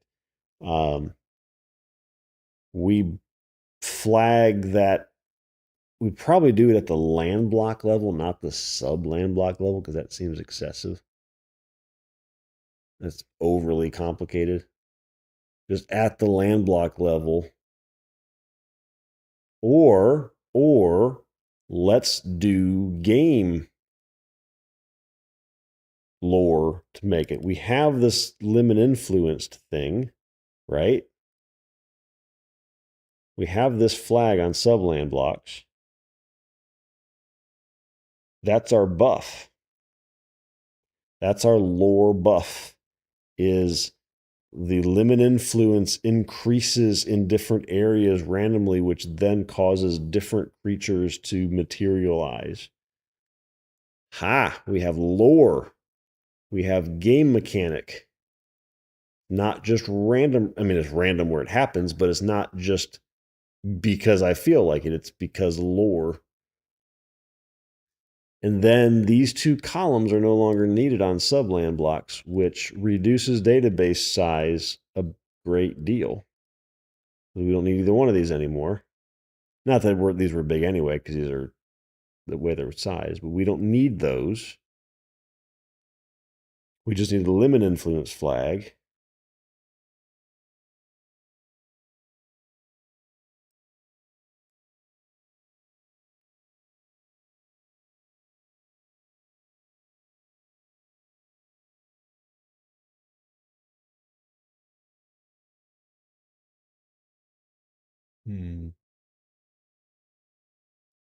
We're starting to think about weather too. Like, what do we do with weather? Is it static? I guess it could be static. I don't know that we care about wind anymore, to be fair.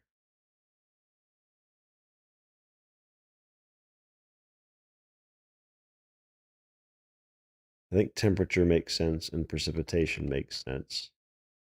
Does that affect? I mean, I guess wind does too. If it's very windy, it could affect what spawns there.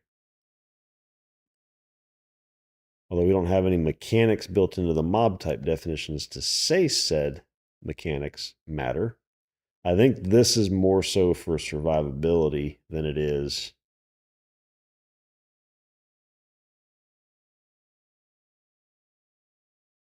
But I'm also questioning the staticness of this.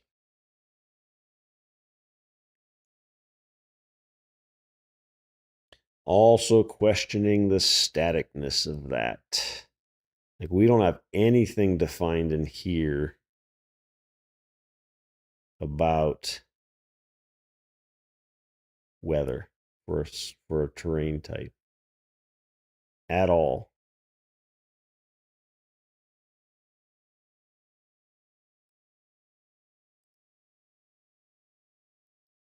Is this dynamic? And we don't store it as either.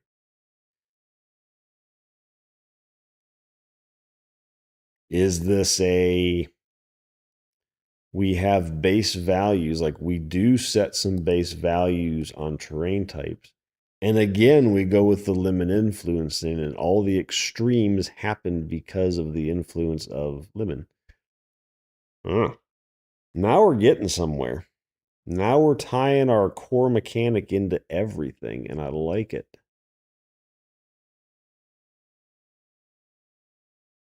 And it's not completely, I mean, it's obviously fictional, but the magnetic fields of the Earth are similar in that they do shift a little bit and change over time. They're not always perfectly the same.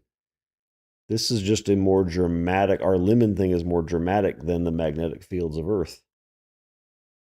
So maybe this goes away too. Maybe we are reducing our database size dramatically. Like, this column alone is probably half of the size of one of these records right now.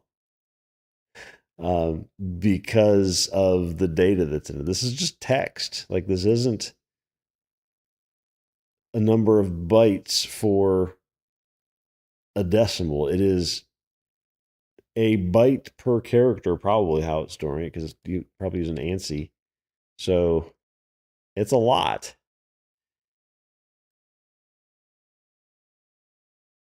Huh. Wow. All right, we got to put some to-dos in, because this is changing how we do things. I'm liking this though. So,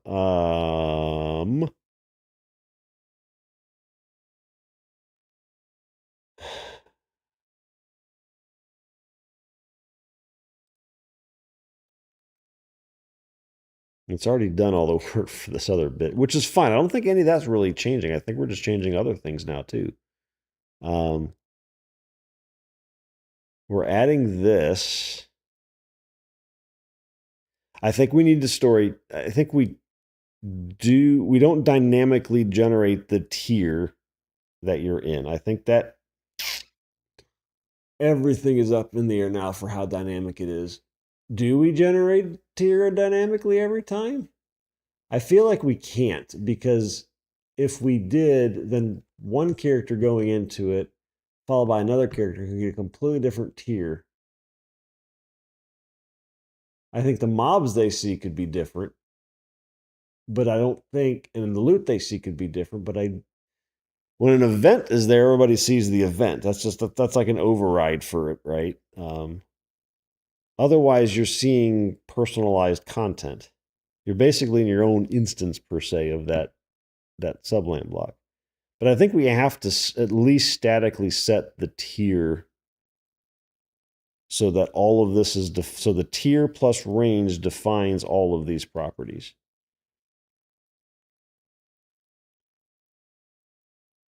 Well, the tier plus range plus weight, then the tier plus range is determined by this weight, which then determines all of these properties. And then you put a limit influence on top of that to buff things if it's influenced.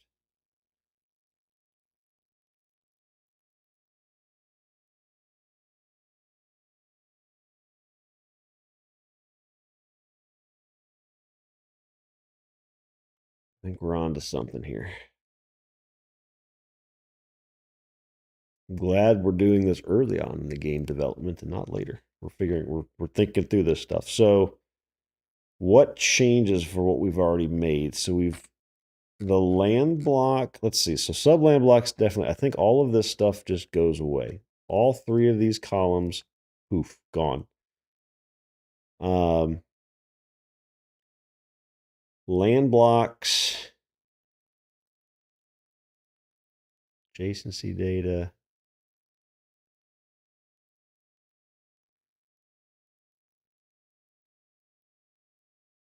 So we have the active event thing. This is just, these two columns are that something inside of that is influenced by Limen. So I think what will happen is we will pick a subset of land blocks that are going to be Limen influenced, and then pick a subset of sub-land blocks that are Limen influenced. And then these get flagged just so that from a high level you can see where stuff's happening, but then you have to drill into it to actually see the specific places to go. But there's nothing else on here that is rolled for tiers. So I think land blocks are safe. I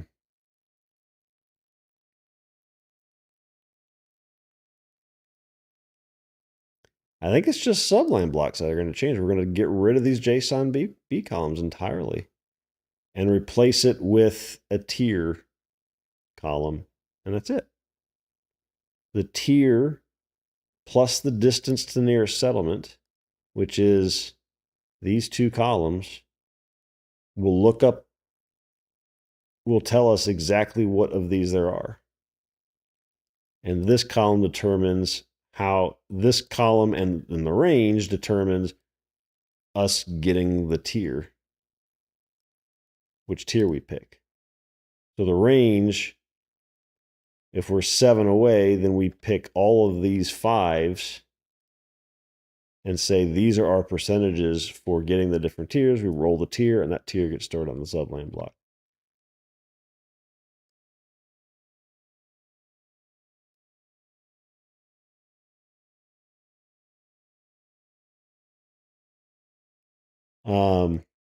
What else in the subland block?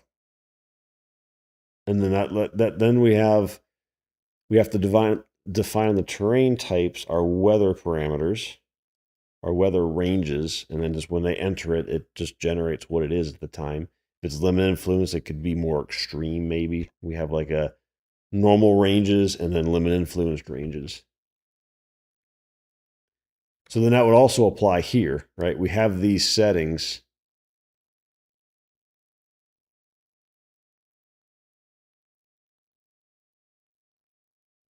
And then we have Limen influenced versions of these. And then we also have inside of the mob types, when we set up the tiers, we have Limen influenced versions of those. Or even better, maybe. No, we're dropping this column.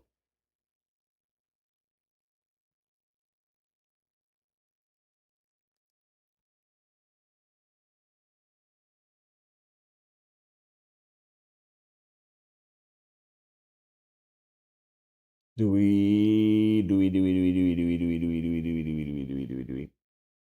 we change the mob type definition, or do we just like increase the count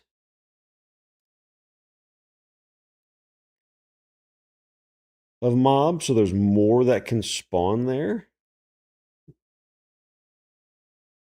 And then the loot is influenced by it.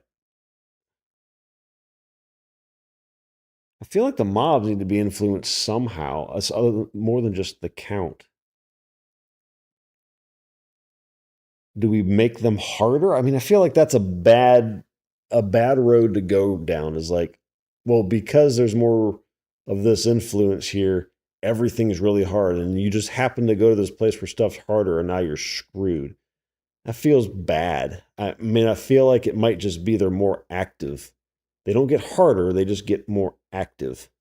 So you get more of them.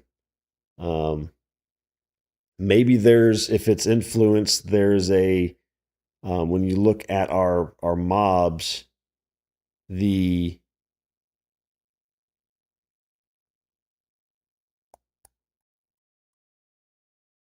I was trying to think if there's a way on the mobs we could. I don't think there's anything we buff on it, because all we're putting in there for the mobs. So I don't want to change these. I feel like this is again. I don't want just because you influence makes things harder. That's not the goal. The goal is to make it more interesting and you to learn something. So maybe it's just the counts go up. Maybe there's something with the weight. So we have the mob spawn weights. Yeah, that's not what I wanted to do.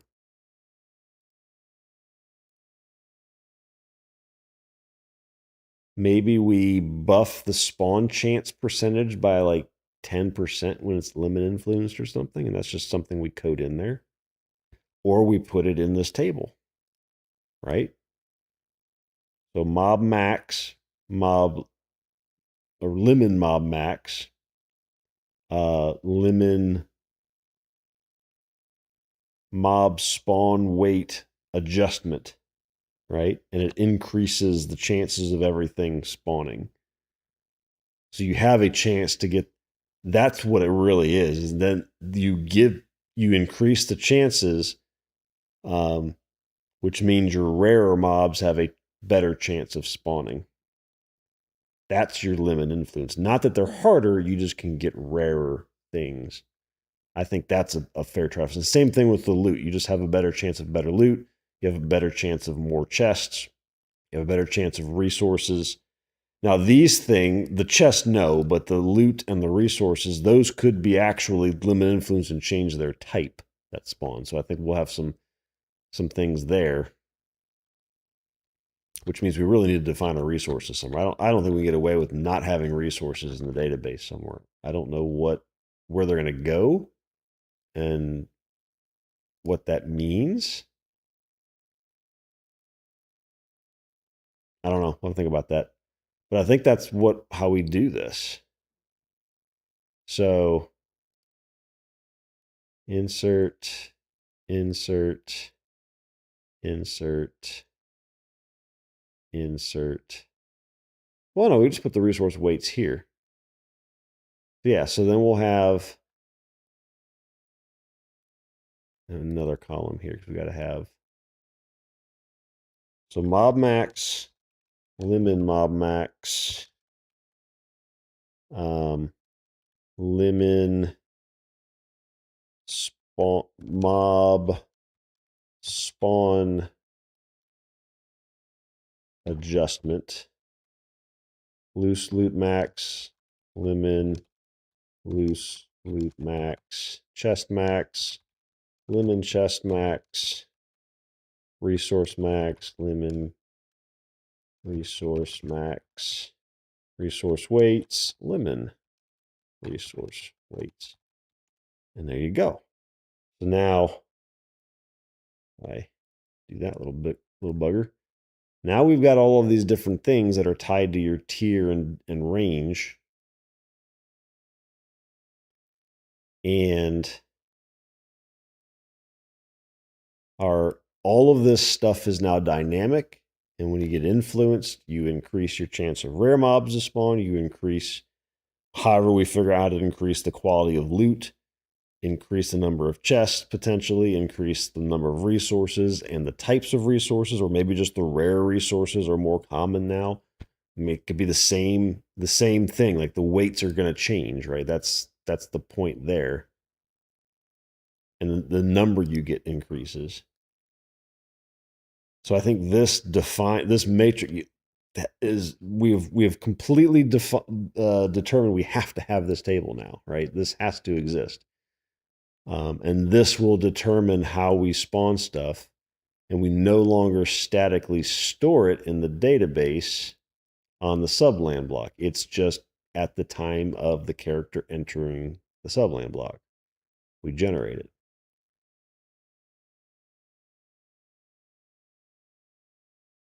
And seeing as how fast an entire land block of subland blocks is generated, the tier will be predetermined. So it'll just have to go figure out, is it limit influence? Yes, no. And then figure out all this other stuff really quick.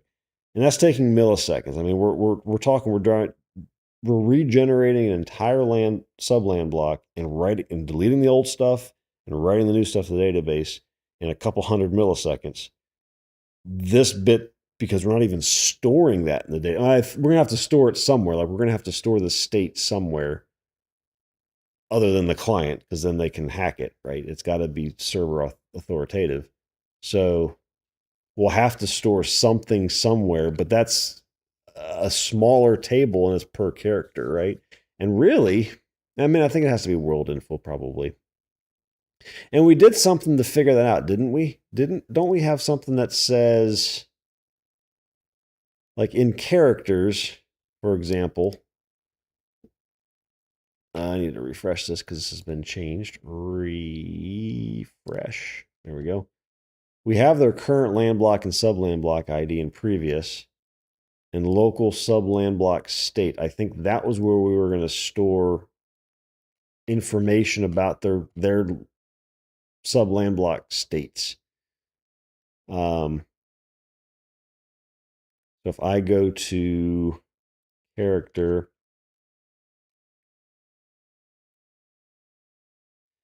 when the character entered the current subland block, well, that's the entry time.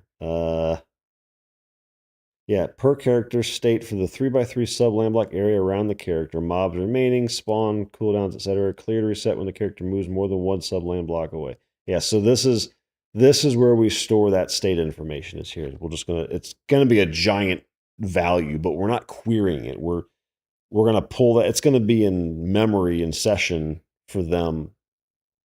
Well, local doesn't matter.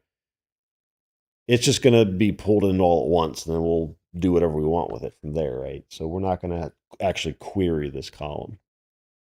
But this is where we store that information for what spawned in that land block. And as they move away and they come back, things can change, right? That's why we did a 3x3. Maybe that's bigger, but that's a decent amount of space that we keep track of. So if they move away and they can come back and it could change, right? The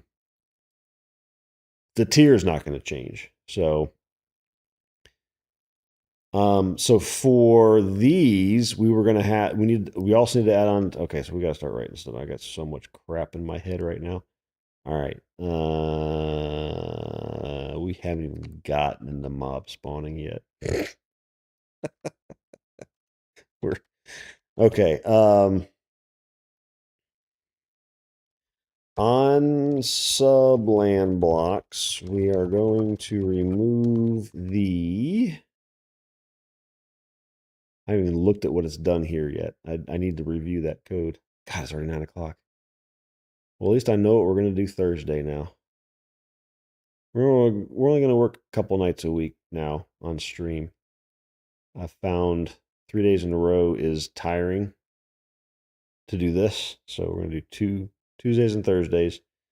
I am working on YouTube videos for summaries of things. I worked out my opening and closing bits for the videos last night in Adobe Premiere, so I've got that going. I just got to get the guts now. So we'll start putting those up for more summary data as we do stuff. But yeah, 3 nights in a row was just getting to be too much for my head with work on top of all that.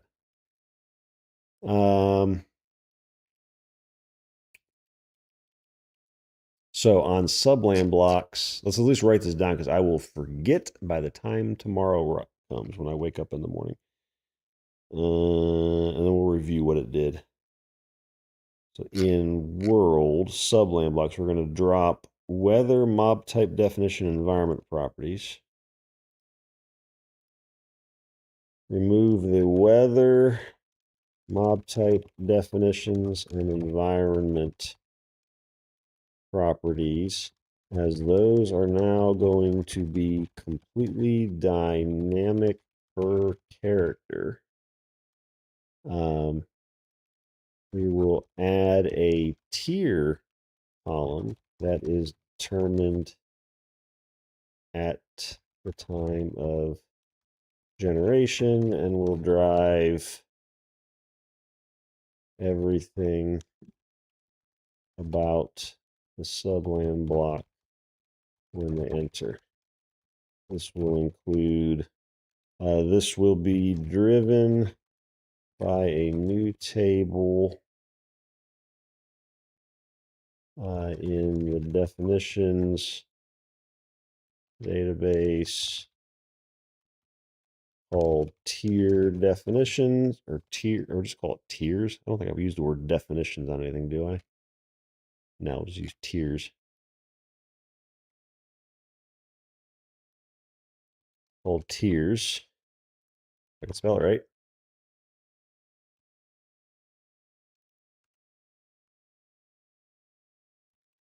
With the following columns.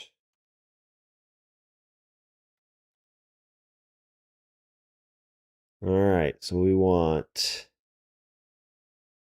min range from settlement, weight, mob max. So this is all this. So this is where we're starting.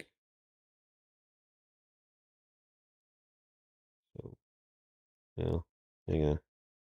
Let me do my transpose so I can paste it nicely into what I want. So copy,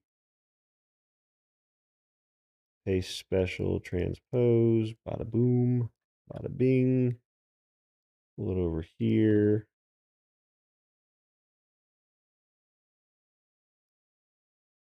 You gonna adapt it? What do you mean adapt code? What is that gonna do? You're thinking really hard. I don't like it.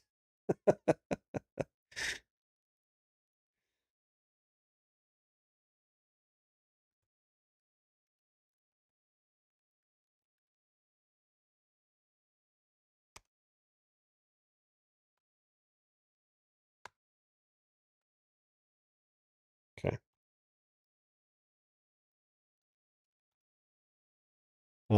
Tier, that's a I mean that's self-explanatory. Chance of using that tier based on the range.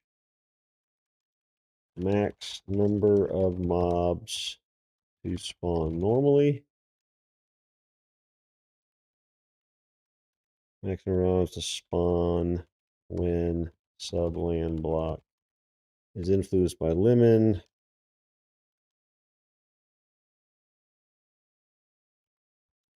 With the Limen based columns used when the subland block is influenced by Limen, which is determined by a scheduled job on the worker that moves the influence around the map, the world.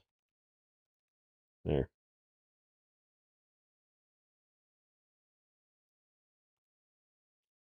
Okay.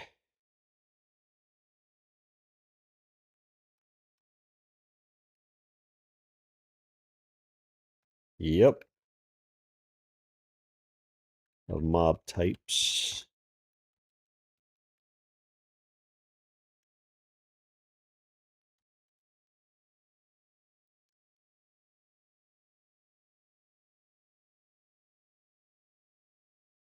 And the spawn weight will be 21 influenced by Limen. I could be a multiplier. No. It's sort of this, and the adjustment is. We'll put this in here, but I'm going to change this to 10.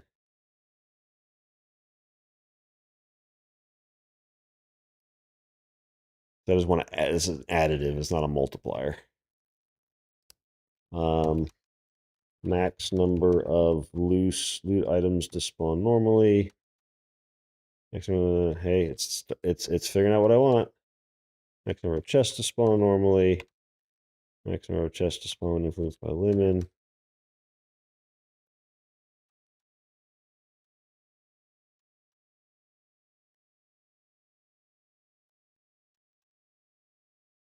Perfect. Good use of AI there to complete all that. Do I have to the minimum range from summit that this tier can be used? There we go.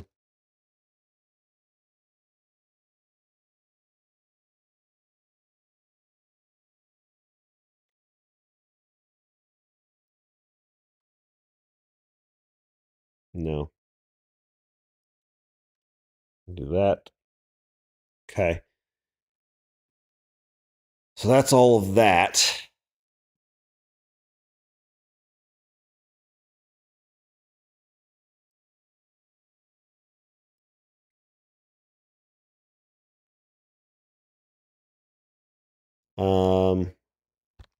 Okay, so we said we're going to get rid of all that crap.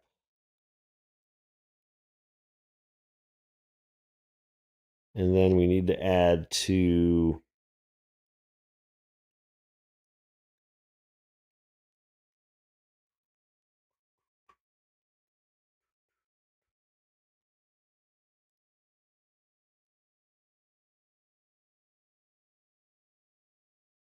marked all those things as done. This is just a note.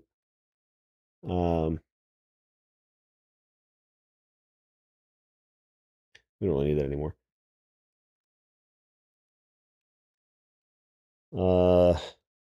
When a player enters a subland block, weather, mobs, resource nodes, chests, loose loot, and loose loot are all determined for that character and stored in the, what did we call it? Local subland block state.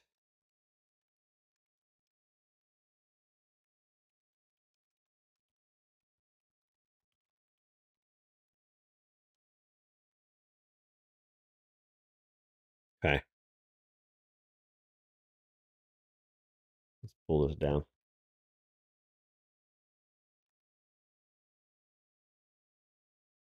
And we also have to add on terrain types. Oh man, hit the wrong button. On terrain types, we need to add a column to specify weather parameter at a JSON beacon to be used when generating the weather dynamically when the character enters. This will contain two sets of parameters, one for normal weather and one for Limen influenced weather. What the hell? It repeats the parameters will be used to generate the weather dynamically when the character enters a subland block. The parameters will be used to generate the weather dynamically when there's I think there's a bug there in that autocomplete tiny bit. Jesus. No.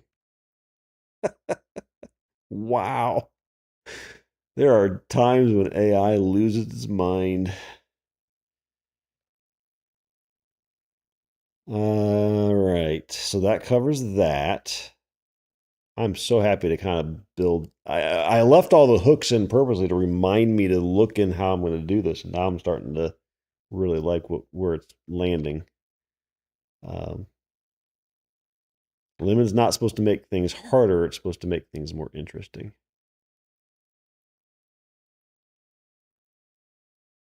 So we add that here. So we have that. Anything on characters, and we'll have to build a job that does the whole limit influence stuff, but that's fine. Our mob types now. I'm going to refresh this because this is going to be different. Archetype name, names, visual representation, descriptions, equipment, stat block. Those are all there now. We got rid of the limit influenced bit. Okay. And then we didn't change anything here, I don't think, or shouldn't have changed anything here. No. No, we needed that. Didn't we need a mom? No, no, no, no, no, no, no, no. This is just to wait. Wait, we need the tier in here. Hang on, let me think. We need the mob. Yeah, we need a tier because the lookup for what mob types we can spawn are going to is based off of terrain type and tier, not just terrain type.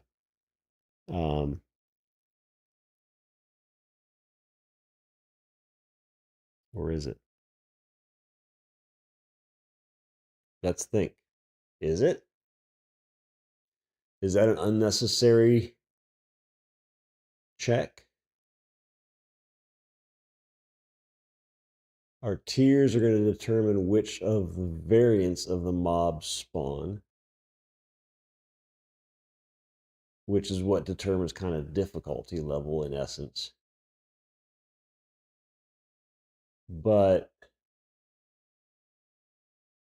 it doesn't mean that that tier will spawn. Like it is the chance of the tier 4 mob to spawn. It doesn't mean it will spawn. So we really need both terrain type and tier. And then when we look up what mob types to spawn, we say get all of the mob types that are that tier or less, and then we roll out of those, determine which ones spawn. And then on the chance that it's limit influence, then those spawn percentages get jacked up with whatever adjustment we have for that.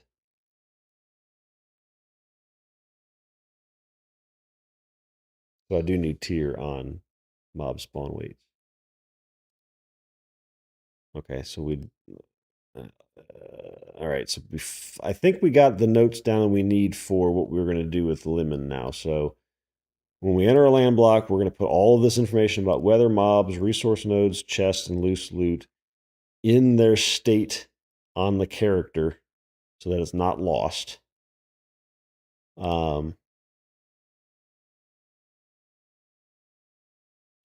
Then And then I'll say this gets cleared on logout, so we don't have to worry about the subland block. They are in changing Limen influenced between sessions. We just regenerate on login. Make a note there for that. On subland blocks, we're going to remove the weather, mob type, and environment properties, as they're going to be stored here and generated on entry. We'll add a tier column that is determined at the time of generation, and we'll drive everything about the subland block when they enter. This will be driven by a new table and definitions database called tiers with the following columns, with Limen-based columns used when the subland block is influenced by Limen, which is determined by a scheduled job on the worker that moves the influence around the world. Tier, min range, weight of that tier based on the range.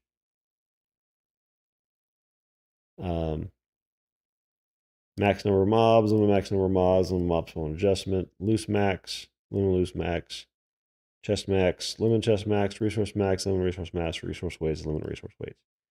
On terrain types, we got to add a JSON-B column to specify weather parameter ranges, since we're getting rid of it off of the subland blocks, to be used when generating the weather dynamic when the character enters. This will contain two sets of parameters, one for normal weather, one for limit influenced weather.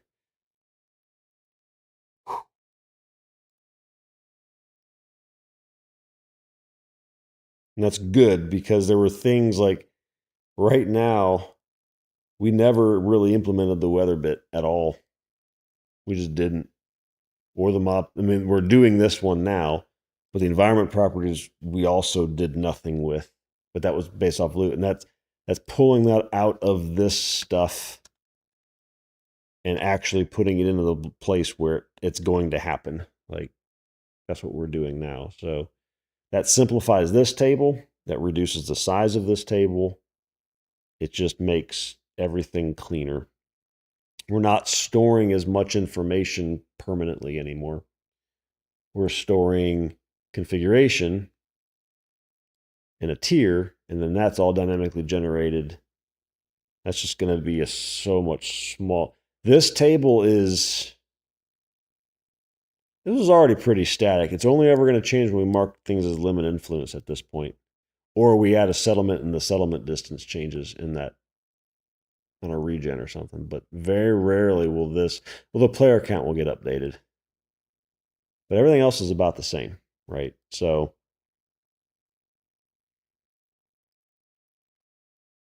we've massively reduced database load, I think, with that change. That's good. Wow.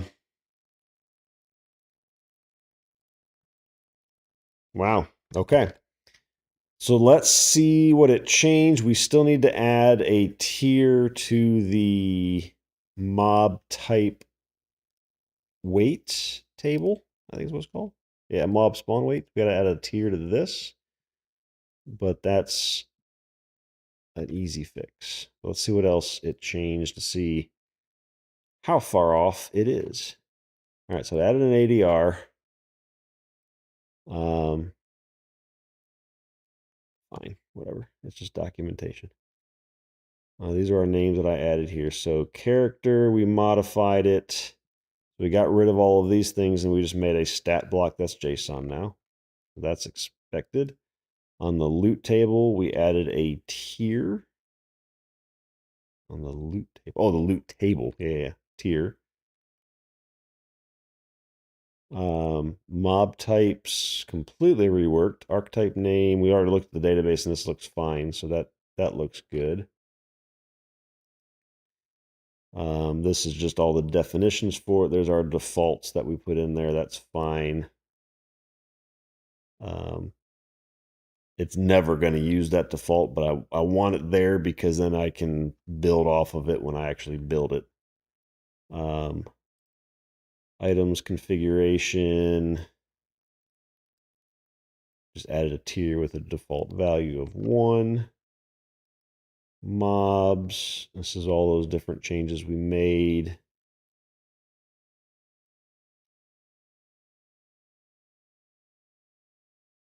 equipment, stat block, visual representation. Oh, yeah, that's right. That's all right. Yep. Okay. Just weird comparison. And then here under characters, this is our dropping of these columns and then adding this column with the default. And then the reverse is putting everything back. And on the mob, this is which one? Mob type stable. There. We are dropping limit influenced. We are renaming this to archetype name. Renaming index. Good. Thank you for doing that. I hate it when indexes aren't named properly. We are altering this one. These two have default values of nothing. I'm guessing it just wasn't before. Maybe it just didn't have that default value.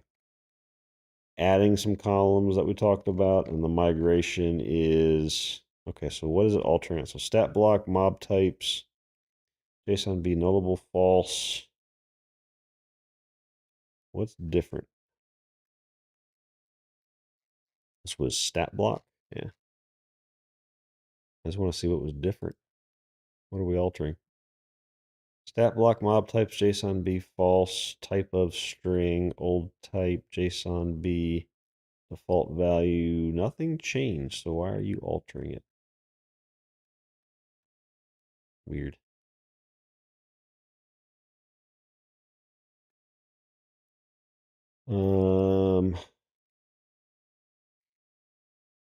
We inserted all of our names. Wait, you end in commas? Interesting.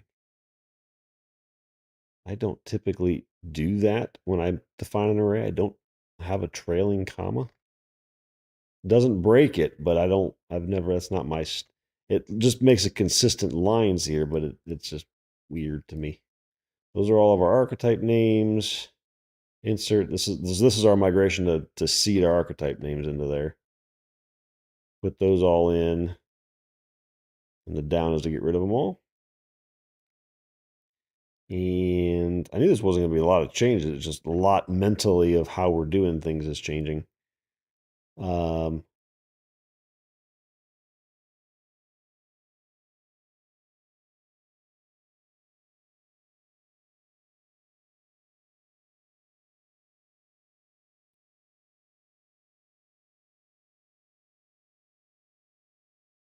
Oh, this is the export. Okay. I don't agree with that. Well, it's backwards compatible. That's why it's doing it that way. Oh, no. That's right. That's actually fine because this is, yeah, that's fine. Okay, yeah, that's fine. This is outputting the definitions for the different things, and this is we're not exporting all the details on the mob type, and that's fine.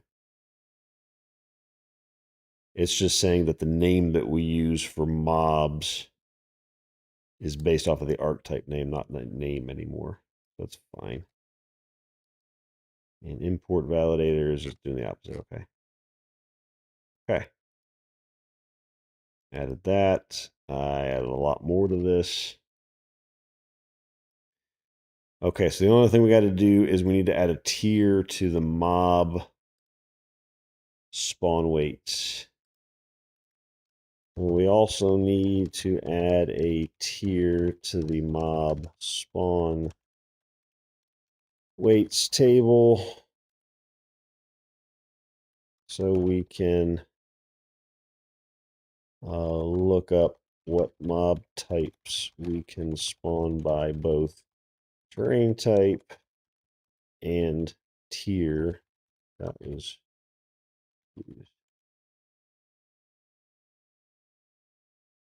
do it quickly. Quick change.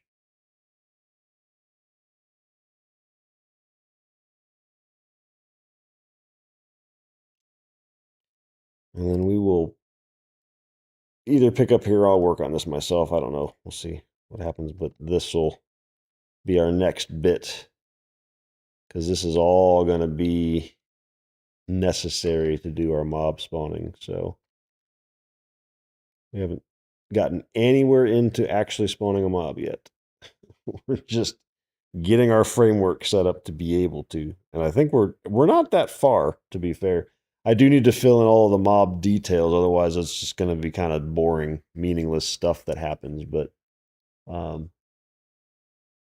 it's not going to be complicated code to do this now. Now that we got all this defined, where we found in the got too many things open now here.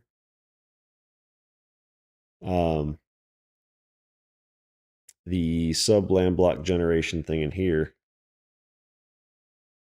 When we do our generate, it's just going to be taking the tiers that we generated once we make the other change and saying actually no, it's not even here. All that's going to be added here is it's going to be on subline block generation. It's just going to be generate tier. We're going to have to build into our admin tool a way to go into a subland block and generate mobs. Like it's going to have to exercise that. So that's how we're going to have to be able to test that, because it's not happening at generation time anymore. It's going to happen like this is going to go away. Even this build weather JSON is going to go away because that's not even a thing anymore. It's just we're going to have to build a bit in our admin tool that says, okay, load this land block and generate what's there, right? So it'll only generate mobs for now. So yeah, that's how we're going to have to fix that. That's all verified. All right, so we look at this again. So mob spawn weight table, we added a tier defaulting to 1. And then there's this bit. No. Oh, add tier down here. That's the bottom of it. So drop the index on this, add the column, and add an index on that. I don't know that I need this in there, but these two for sure. I think that's fine. Not the end of the world. That's really it. That's all that happened on that one. So now we should be able to look at the table here, refresh, and we got a tier. So perfect. Okay. And we should be able to look at this table data, and there's all of our boys. There's 64 mob types that we now have to define all of our fun stuff for. Cool. Okay. Well, that was a different type of productive than I was expecting. I did not expect to get down that road, but I think that's a very good road, and it gives interesting stuff happening now that we have a plan for how to make Limen influenced areas. Now we just have to use that influence in different ways. Like we know now that one of the things will be it adjusts what spawns and things when you go in there, the max number of things. You'll get more variety. You'll get rarer potential things. It's not going to get harder. It just might be rare things spawning there. And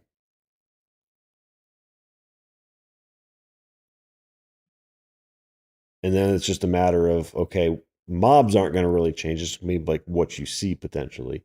But the loot and the chests and the resources, those will potentially. And well, the resources really aren't going to be changed either. They're just going to be different weights. So resources and mobs aren't going to change much. And the number of chests doesn't matter. It's really just going to be the loot where we have the real influence. And because I'm all about the loot, that's exactly where I want it to be anyway. So.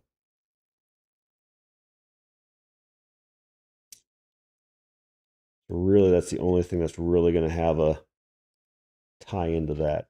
So that's cool. Okay. All right. Well, on that note, I guess really quick, just so I wasn't completely pulling your leg, I can show you really quick my initial cut at a YouTube intro outro graphics. This is in here.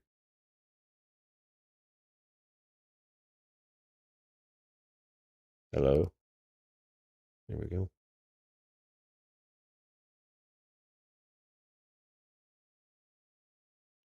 So we've got title, Earth, my logo spinning in, it's spinning back out, and then we go to our stuff. And then the opposite at the end. Spins out to the Earth and fades away.